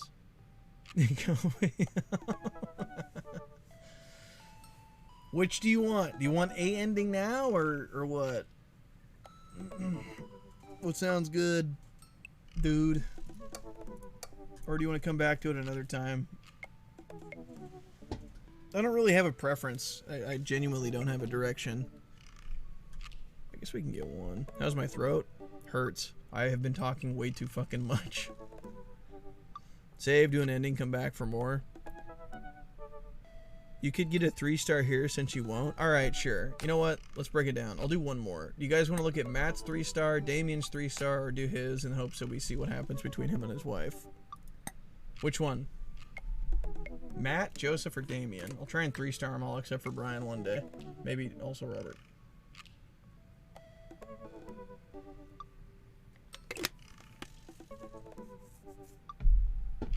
You could always uninstall soon, Limbo, soon. Another year from now. You guys want to do Damien's? Okay.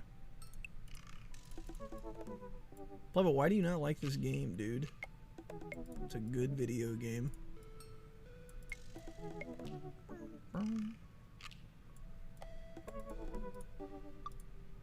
Alright, we'll do Damien's 3-star thing and then I'll probably wrap it up for the night.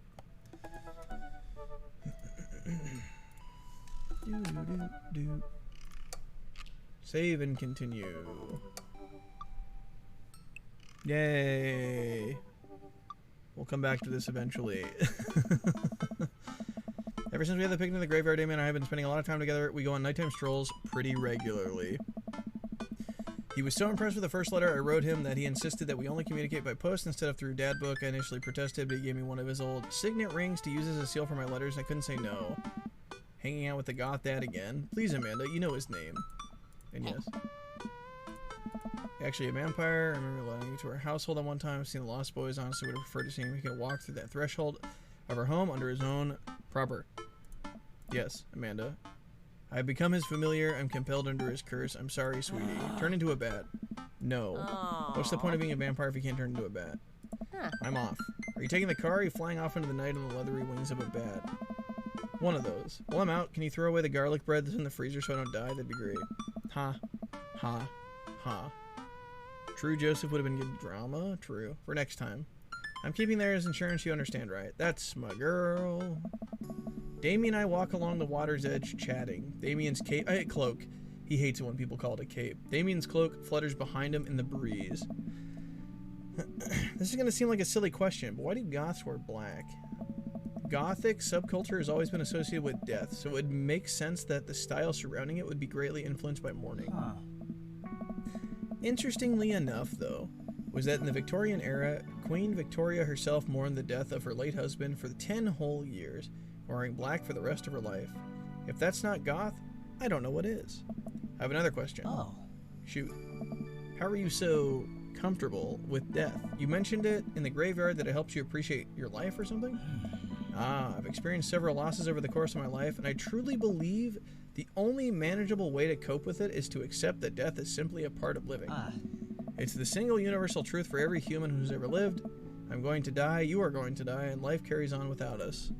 Write this down, it's going to be on the test. Doesn't that make you feel scared?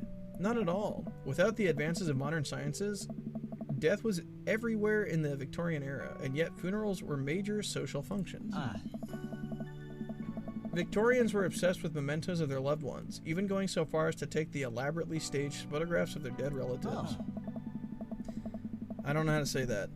The minute thing of mourning was so complex there were set periods of grieving that were deemed acceptable based on who in your life has passed.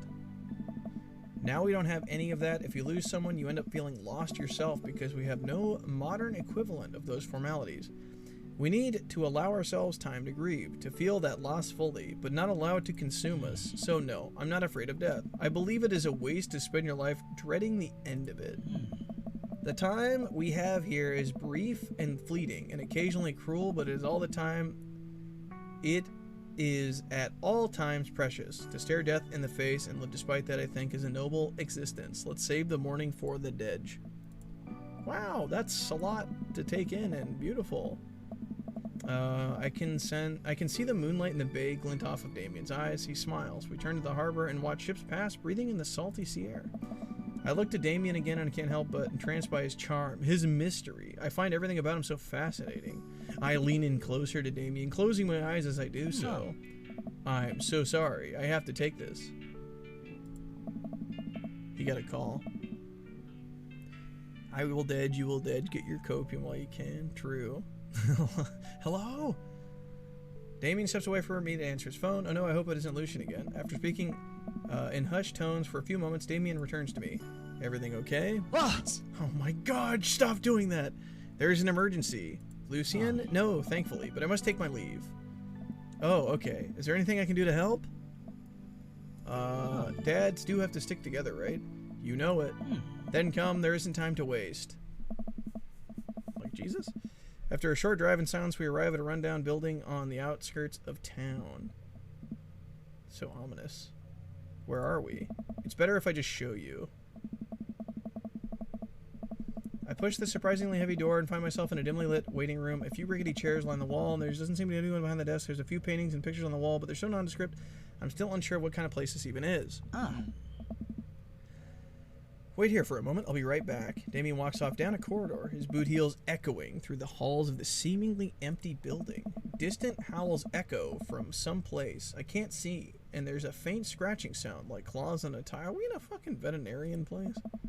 I cautiously peek down the hall and find stall after stall of scared-looking dogs. A few of them notice me and skitter up to the chain-link fence, sticking their noses to the stiff air.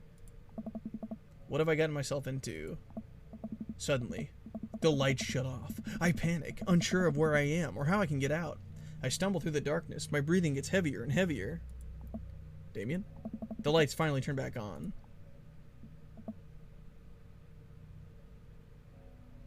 What the twist? Hey, sailor. Mary, what are you doing here? Give it a rest, buddy. You aren't here for the fight club? I don't want to get punched in the face. Great, because this is an animal shelter. What? We take care of stray animals and then people adopt the stray animals. Didn't you see the pets when you walked in? Oh, sorry, I didn't really expect you to see you volunteering in an animal shelter. Wow. Okay, kid, way to put me in a box. Dames, you hear this baloney? Just one moment. Thunder cracks and a door bursts open, appearing from the shadows. I see. Damien? What the? Hey. It's Damien. He looks completely different. No cloak, no Victorian era clothing, no makeup.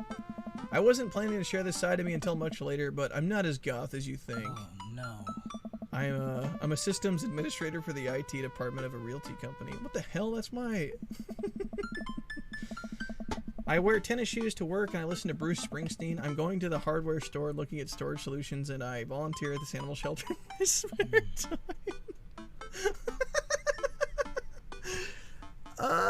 You know, we have a lot of similarities, Damien, except I don't dress like a vampire in my free time.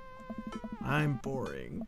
I'm fascinated with Victorian history and the goth lifestyle. That much is true. It's just not all that I am. And I need you to know that. Oh, Hey. hate to kill the moment here, but there's some pressing business that needs attending to. What? Oh, right. It's Duchess Cordelia. Again? Who's Duchess Cordelia? Oh my god. She's one of the pups. Gets out all the time. She somehow learned how to open doors and now she's unstoppable. When did she get out? Hey. This morning. I went to go sing sea shanties to the cats. When I came back, she already had bolted. I have to stay here with the pets, so I need you two to go and find her. Of course. Where could she be? She always ends up running off to the same places. Here, let me draw you a map. She starts scribbling on the back of a pet adoption form. Ah. Did the Damien character like put on a show for us for that long? Interesting. She's very smart, ruthless even. You need to stay on your toes and get her back by sundown or else she'll turn into a werewolf and start eating people. What? You're a perfect little peach, Joe. We don't want to hear, we don't want her to be stuck outside when it's cold. Oh. I'll grab some treats and we can hit the road. We look over the map Mary created for us. Thanks, Mary. Oh man, I'm Nerd's house? At least you're not other Nerd's house. Looks like you're moving up in the pecking order. Ah, this says Kale. Nice. Congrats, kiddo. Where should we head first? Oh, I have to go on an adventure with him, dude? I don't know why I thought this wouldn't be very long. Let's go to the beach. There's no beach. I don't know, let's go to the cul-de-sac. Damien and I exit the parking lot and start driving towards town. I look over at him, he seems concerned. Shouldn't be too hard to find the Duchess, right? She's a pretty big pup. Mary wasn't kidding when she said the dog was smart. One time she correctly guessed the winner of the Kentucky Derby. It was a really great year for Bark Bark Bark. I don't know. What do you think our odds are? Gotta stay positive. Abandon all hope, ye who enter here. We gotta be positive. PMA, guys. Be PMA. You can't shove raisins up your nose, and that hurts, and that hurt my feelings. I felt discouraged, but I kept a positive attitude, and you know what? I made it happen. Ew. It might have landed me in the ER and forced me to have 10 golden raisins removed from my nasal cavity, but on that day I learned that anything is possible if you have a good attitude and abnormally large nostrils. Frick. Young children really are resilient, I suppose. Haha, yes, young children. I was 16. Let's just hope for the best. We got this. Woo! Oh god, it's him. We drive through the cul-de-sac, everything seems to be normal. Looks like Brian's doing some yard work. We pull into Brian's driveway and hop out. Hey, don't step on the grass, I just mowed. Have you seen any unusual activity in the area today? Aside from your underwatered lawn. God, I hate Brian so much. How dare you? I take my lawn care very seriously. Please. Haven't seen a dog running through, have you? Just raisins in there. True. Well, a little while ago I heard Maxwell barking at something when I got outside. My garden had been torn to shreds. It's gonna take forever to retill the soil. It could be a dog or a raccoon. Whatever it was, it must have been hungry. Ate all my tomatoes. I don't think dogs normally eat tomatoes, do they? Not everything's about you. God, I just hate this guy so much. I'm very sorry to hear about your garden. If you need assistance restoring it to its former glory, please don't hesitate to contact me. Will do, buddy. Good luck finding the dog. She's probably still hungry. She's probably still hungry. I wonder if she's looking for food elsewhere. Food, huh? Let's check Bayside. Maybe there's crab she's eating or something. Just like old times, eh? I remember I remember it as if yesterday, if it were yesterday. I mean earlier today. So what do you think? Any side of the dog? Not yet, although who knows if she made it to any of these ships. The Duchess would do that? I wouldn't put it past her to know how to navigate it in rough seas and without a compass. Very smart. Pops? Damien and I turned to see my daughter. Amanda, what are you doing here? Did you think I just stayed inside all day, vegging out on the couch and watching TV? Oh, sorry, what are you doing? I'm heading home to go veg out on the couch and watch TV.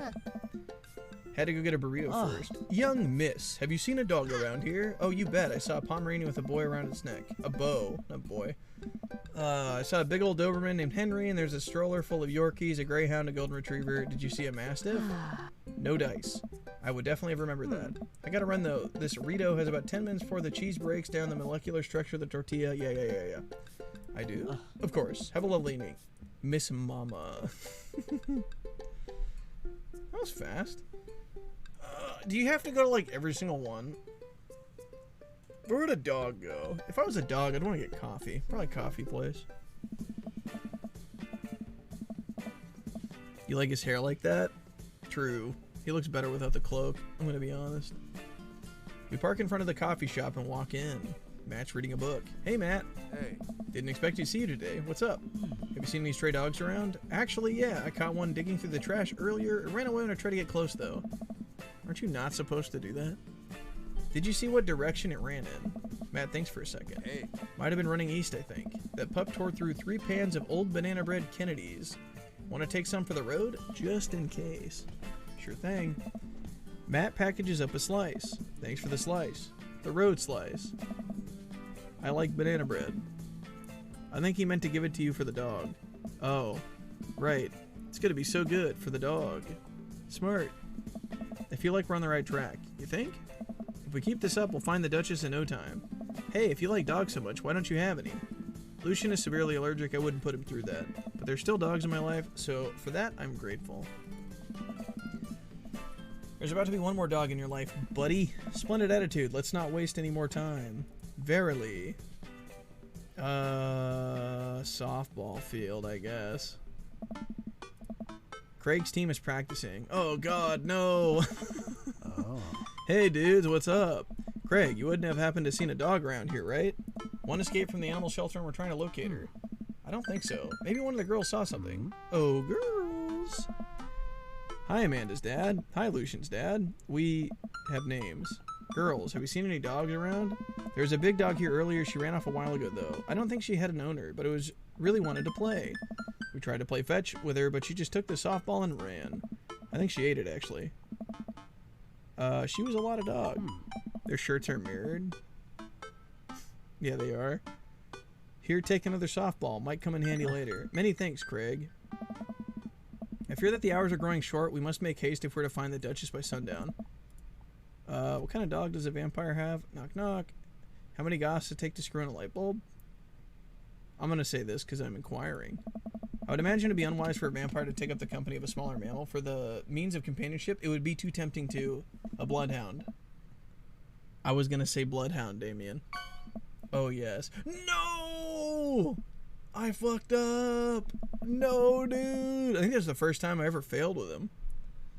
I'm curious what chat input which dad would have chosen. That's a good, I don't know. That's a good question. I'll give him a couple of softballs. Thanks, Devin. What's up, buddy? This is no time for jokes. Yeah, true. True.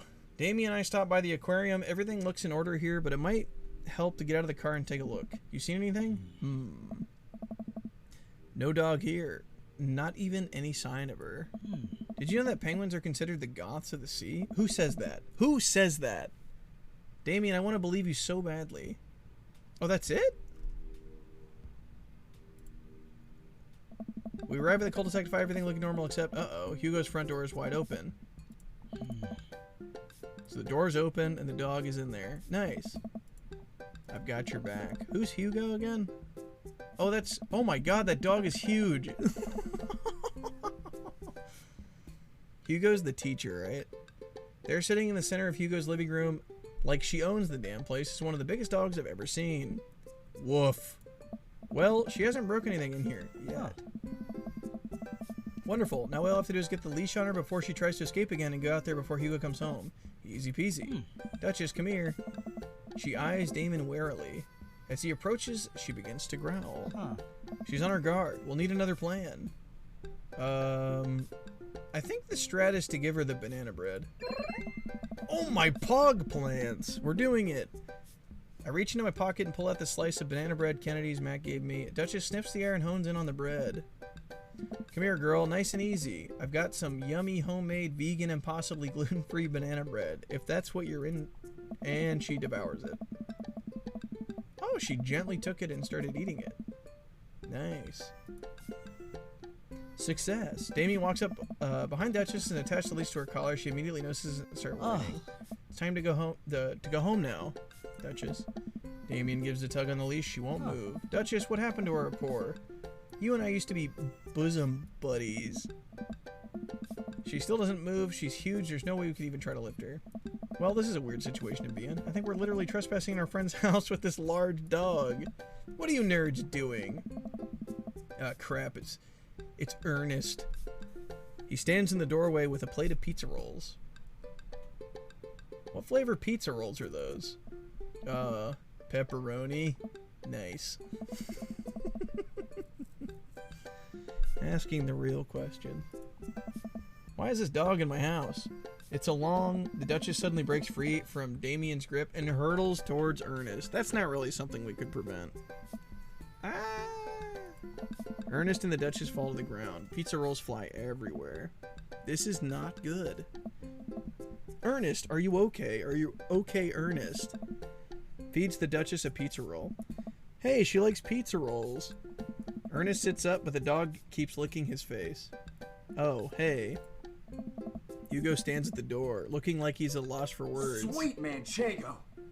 Why are you guys... Whose dog is this? It's a long story, but it involves a large dog who knows how to open doors. Boof. Hugo, may I present to you Duchess Cordelia? How do you do? Borf. We're friends. The Duchess looks at Ernest's face. She's from the local animal shelter. She got out and we've been chasing her all around town. Your house was her final stop. Dad, can we keep her? I don't know. Ernest, I don't know if we can take care of a dog. Whoa! Wait, did you call me Dad? Come on, please. Look how cute she is. Hugo sighs. Oh. We've been talking about adopting a dog for a while. But you have to promise me you'll take care of her. Yeah, I'll give her all the pizza rolls her little heart desires. Pull a pen out of my pocket. Got the forms ready for you if you're interested. Wow, nice. That's kind of sad, but wholesome sad. We technically broke into your house. Alright, it's a deal. Nice. So we broke into the house, he gets free adoption costs or whatever. Pretty worthy trade. Hugo steps onto the porch with us and signs the form while Ernest plays with the Duchess inside. He sure seems happy with his new friend. I know, he called me Dad. Can you believe it? Damien places a hand on Hugo's shoulder. I certainly can. I think that will be really good for Ernest. It should teach him some responsibility. You should probably look into getting better locks in your doors, though. The Duchess is a wily one. But do right by her, and she'll love you too forever. Thank you. Yay! It's Hot Mary and me. Long story short, the Duchess now lives in a happy home, and neither of us were charged for breaking and entering. Yay! So all in all, I think that was a fine day's work. Nice work, you two. You could be a valuable asset to our team of volunteers, you know. If you ever feel like petting some puppies, hit me up. Wow, Mary is kind of nice now. I don't know why. I always feel like petting puppies. Good to know. Well, I'll catch you fellas later. She starts to leave. One last thing. Damien's been telling me about you. Glad he finally brought you around. Oh, yeah. Damien's my special boy. I love him. We go way back, and I got a vested interest in his health, success, and well-being. If you ever heard him, Mary. You can fill in the blanks. I gulp. Yes, ma'am. Mary leaves me alone with Damien. ... So, about the whole goth thing. I completely understand if you aren't interested in me anymore. What? Am I missing something here? I'm not a cool goth prince. I'm boring. I own 5 pairs of tennis shoes. I wear dumb glasses. Don't you care? Damien, do you really think I only like you because of all the goth stuff? That's all cool, but the best thing about you is how passionate you are about the things you love. History, art, Victorian fashion, dogs, storage solutions. It doesn't matter what it is, you care, and that's awesome. Also, the glasses are cute. You don't think I am boring at all? If you're boring, then I don't know what that makes me. I spend too much time online shopping for flashlights. I get excited to mow my lawn on Saturdays. What? I get cranky about commercials being too loud. I've even been thinking about making my own peanut butter. Maybe we can be boring together. Okay. It would never be boring if it was with you. Damien suddenly closes the gap between us, pulls me in a hug. He buries my face on my shoulder. His hair smells like lavender and rosemary. I was so scared you wouldn't like me. Quite the opposite.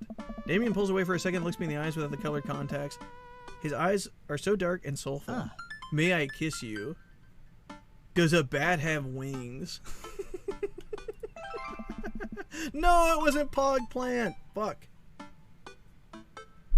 Whatever. It was a good pun. He leans in and he uses way too much tongue. Too many cat kisses to go around, or not enough. Damien pulls away and gives me an intense look. Do you want to... Uh-oh. Help me take care of the puppies? Immediately all caps. Yes! Damien and I arrive back at the cul-de-sac, our fingies intertwined like a proper gentleman. He walks me to my doorstep. This was lovely. Thank you for understanding. Thank you for everything. I'm very happy I can be myself around you. I'm glad, but I have one request. What's that? Can we keep sending each other letters? But of course. He kisses me one last time before turning around heading home.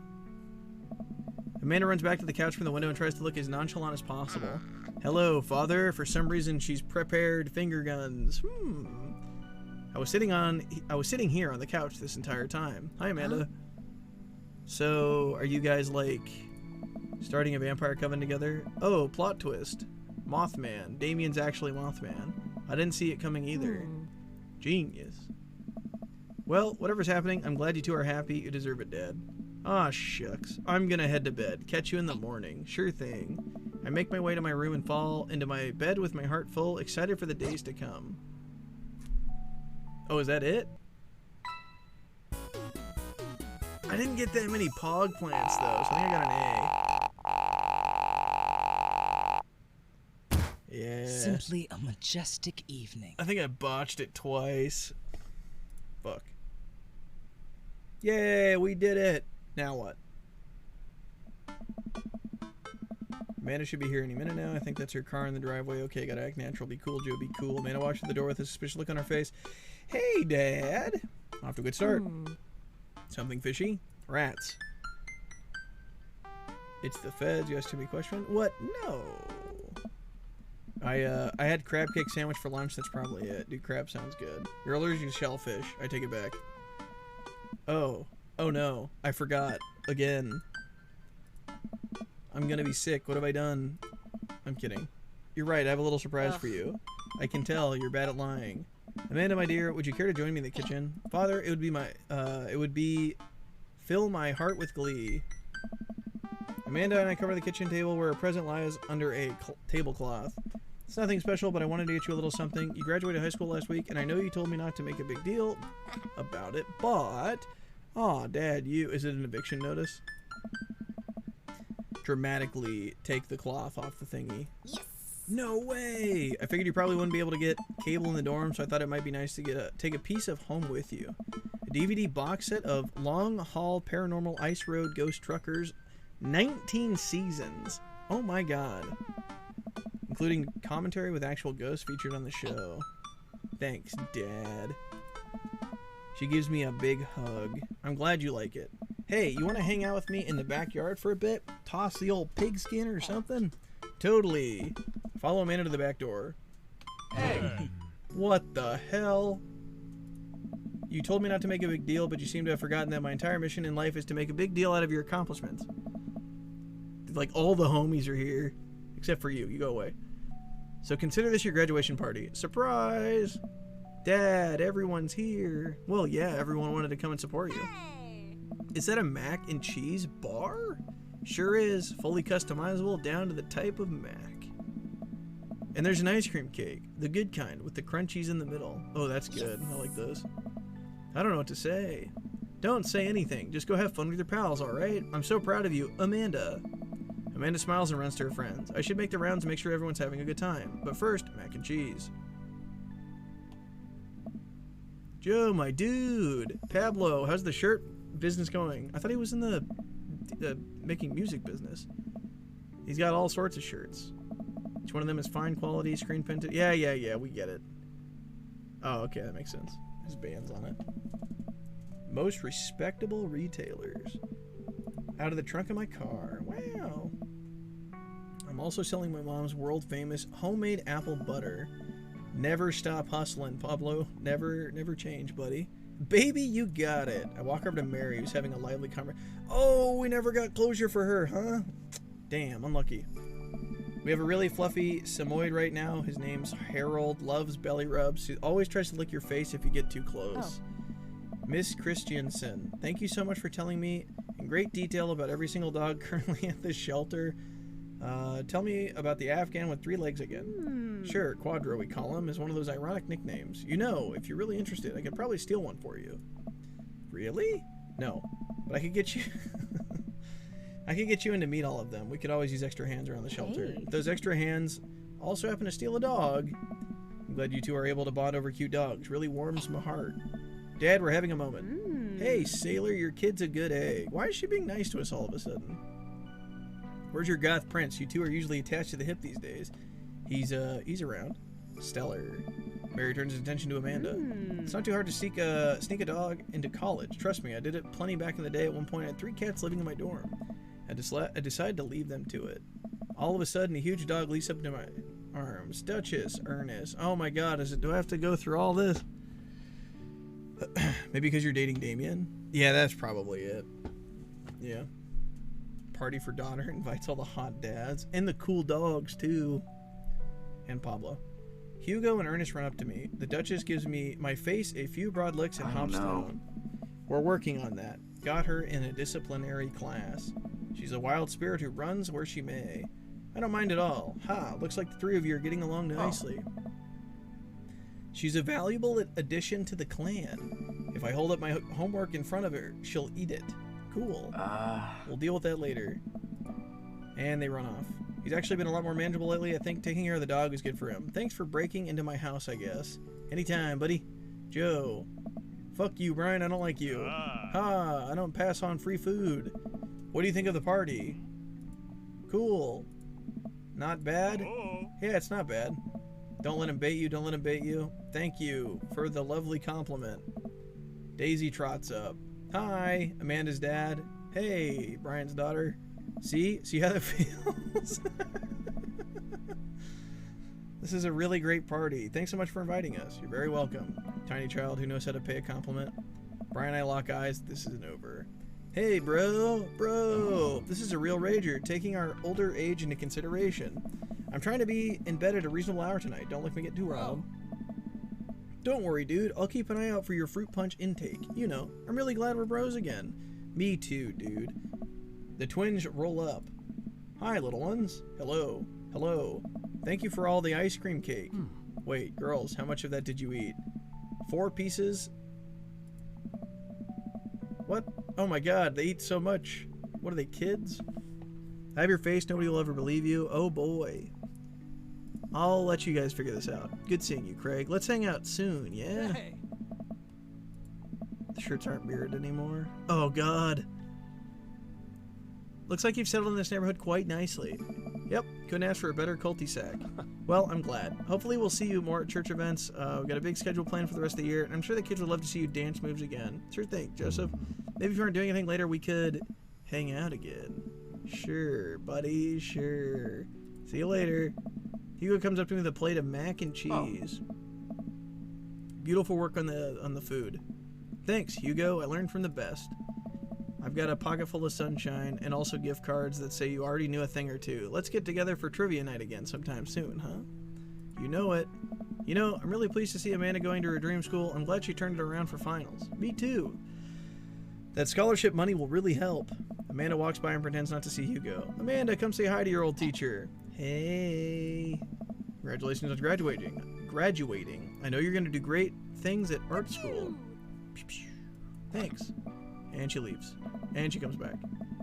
I just realized that you're not my teacher anymore, so I don't have to be afraid of talking to you. You no longer hold power over me. You're right. Go forth, adult. I can no longer give you detention. Yeah, I'm gonna break everything I want, and there's nothing you can do about it. Are you still mad about that time I gave you detention for breaking my globe? Nope. Oh! I'll have you know that the globe didn't even fit through the basketball hoop in the first place, so she'll fit into college just fine. Hey, Robert, glad you could make it. Yep. Robert takes a sip of his drink. Why is he being so cold? Probably. Did we even go on a date with this guy like once? Everything okay? Sure. Why won't you talk to me? I thought we had something. Come on, Joe. You know what this was. You were an object to me the same way I thought I was an object to you. I figured we're on the same page here, at least from how you were acting. I don't want to be in this if there are feelings involved. I got too much to deal with as is. I'll catch you around. Hey, man. Matt. Let me know when Amanda leaves for college. I'll have a fresh batch of banana bread Kennedys ready for her. Thank you. I know she'll love that. Have you gotten that oregano smell out of your upholstery yet? Still working on it. Hey, Amanda's dad. I turned to spot Lucian walking up to me. Yep. Thanks for inviting me to your party. Anytime, bud. I know we had a rocky start, but I'm glad to know you. I hope you know how much your dad cares about you. Yeah. My dad had a rough couple of years, and I know that it must not have been easy to raise me alone. He's kind of a weird guy, but I love him a lot, and it seems like you make him happy. So, you're cool in my book. Thank you, Lucian. That means pretty pog to me. Sure. Let me know if you want to give you a stick and poke sometime. I don't know what the hell that means, but thanks. Sorry about the organ thing. Thanks for coming by, Lucian. See you around, Joe. Oh yeah, I guess I did cock block him. I forgot. Oops. Is the party? Amanda wanders over and sits down next to me. I think the party was winding down. Oh, here's a cat screaming outside. That's nice. Killer party, Pops. What can I say? I was inspired. So, I, also have something for you. For me? Why? Not to be completely genuine about my feelings for once or anything, but growing up wasn't easy, but it could have been a lot harder if it wasn't for you. Dad, you've been there for me through everything, and there's been times in my life where you were my only friend. I was really scared of going to college and being so far away from you, but I realized that everything you've done for me has been to prepare me for this, and I am ready. I wouldn't be who I am today without you. Don't cry, don't cry. I swear to God, Joe, if you cry again, you're the best, Dad. I love you. And I'm crying. Anyway, that was enough emotional vulnerability for one day. Present time. She hands me a tiny wrap package. I tear the wrapping off to find a framed picture of me and Amanda. It's us. Kinda shocking, all of our photo albums are just pictures of me, huh? I figured we need at least one together before I leave. Sad monkey. Amanda, thank you. Watching you grow up has been the happiest experience of my life. You're such a talented, intelligent young woman, and I'm so excited to see what the future holds for you. Knock 'em dead, kid. Always do. Amanda and I share a hug. This is the only beginning, Pops. Plenty more memories for us down the road. Memories to make and stuff to break, right? Oh, I'm gonna break so much stuff. Intentionally and unintentionally, you're probably gonna have to pay for most of it. It would be my honor. Amanda hops up. Looks like someone's been waiting to talk to you. I glance over to the back of the yard where Damien's sitting on a bench beneath our cherry blossom tree. He smiles at me. I'll leave it to you. Me and Emma are gonna go get ice cream. Love ya, Pops. I'm gonna break this wholesomeness. This is too much wholesomeness for me. I'm not playing this for a while. Amanda runs off to join her friends. I take a seat next to Damien as the last guest makes their way out of the party. Did you know that in the Victorian era they would call benches seaty boys? That's a good name for them. What, really? I'm kidding. But what if? It's good to see you in your civvies again. Thank you. I had a revelation the other day, and I think it was largely due to your continued influence on me. There's a version of myself that might have been embarrassed to show you my true form, my information technology form. What you said about me, about my passion, was what you truly admired and then emboldened me to feel like myself regardless of how I choose to dress and act. Instead of separate entities, they are simply different facets of myself, a three-dimensional human being with my own thoughts, wants, and needs. I love dressing the way I do, but feeling constricted by what I thought was my own personal brand made me lose sight of why I did this in the first place, to make myself happy. I place my hand on Damien's and feel a light squeeze. Looking up, I'm greeted by Damien's warm smile. I'm trying to be more comfortable with who I am rather than dwelling on who I could be to other people. I can't stop smiling. I'm proud of him. Good job, buddy. I'm so happy you've realized that you can be a dog-loving goth. Me too. Me too. I feel myself inching closer and closer to Damien. I go to brush a lock of hair out of his face, and I'm shocked at how soft it is. How is your hair so soft? Dog shampoo. I keep running my hand through his hair. He leans closer, placing me on the side of his face. He strokes my cheek with his thumb. You know, public displays of affection were considered scandalous in the Victorian era. Damien pulls me in for a mouth hug. But I think I can make an exception for you. Oh my god, we juned under the... Oh, I guess that's it. Dude, we juned under the tree. Next to the Seedy Boys. Thank Christ, we're done. No more reading. No fucking more reading. Let's go. Oh. That was pretty cool. It was a decent game. I'm not gonna lie, I don't really have any intention to want to play that game again. I don't want to read anymore. It's too much reading. Oh, nice. Actually cool game. It was a lot better than I thought, yeah. I guess if you guys want to look up the other endings, feel free. You can tell me. I don't really have any intention of wanting to actually play that again. Too much love at the end. Oh my god, there we are! Dude! I didn't realize we had a lower torso.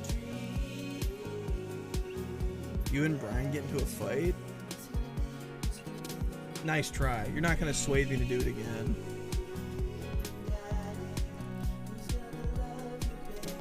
Did we do it? Oh, I thought he was like... Okay.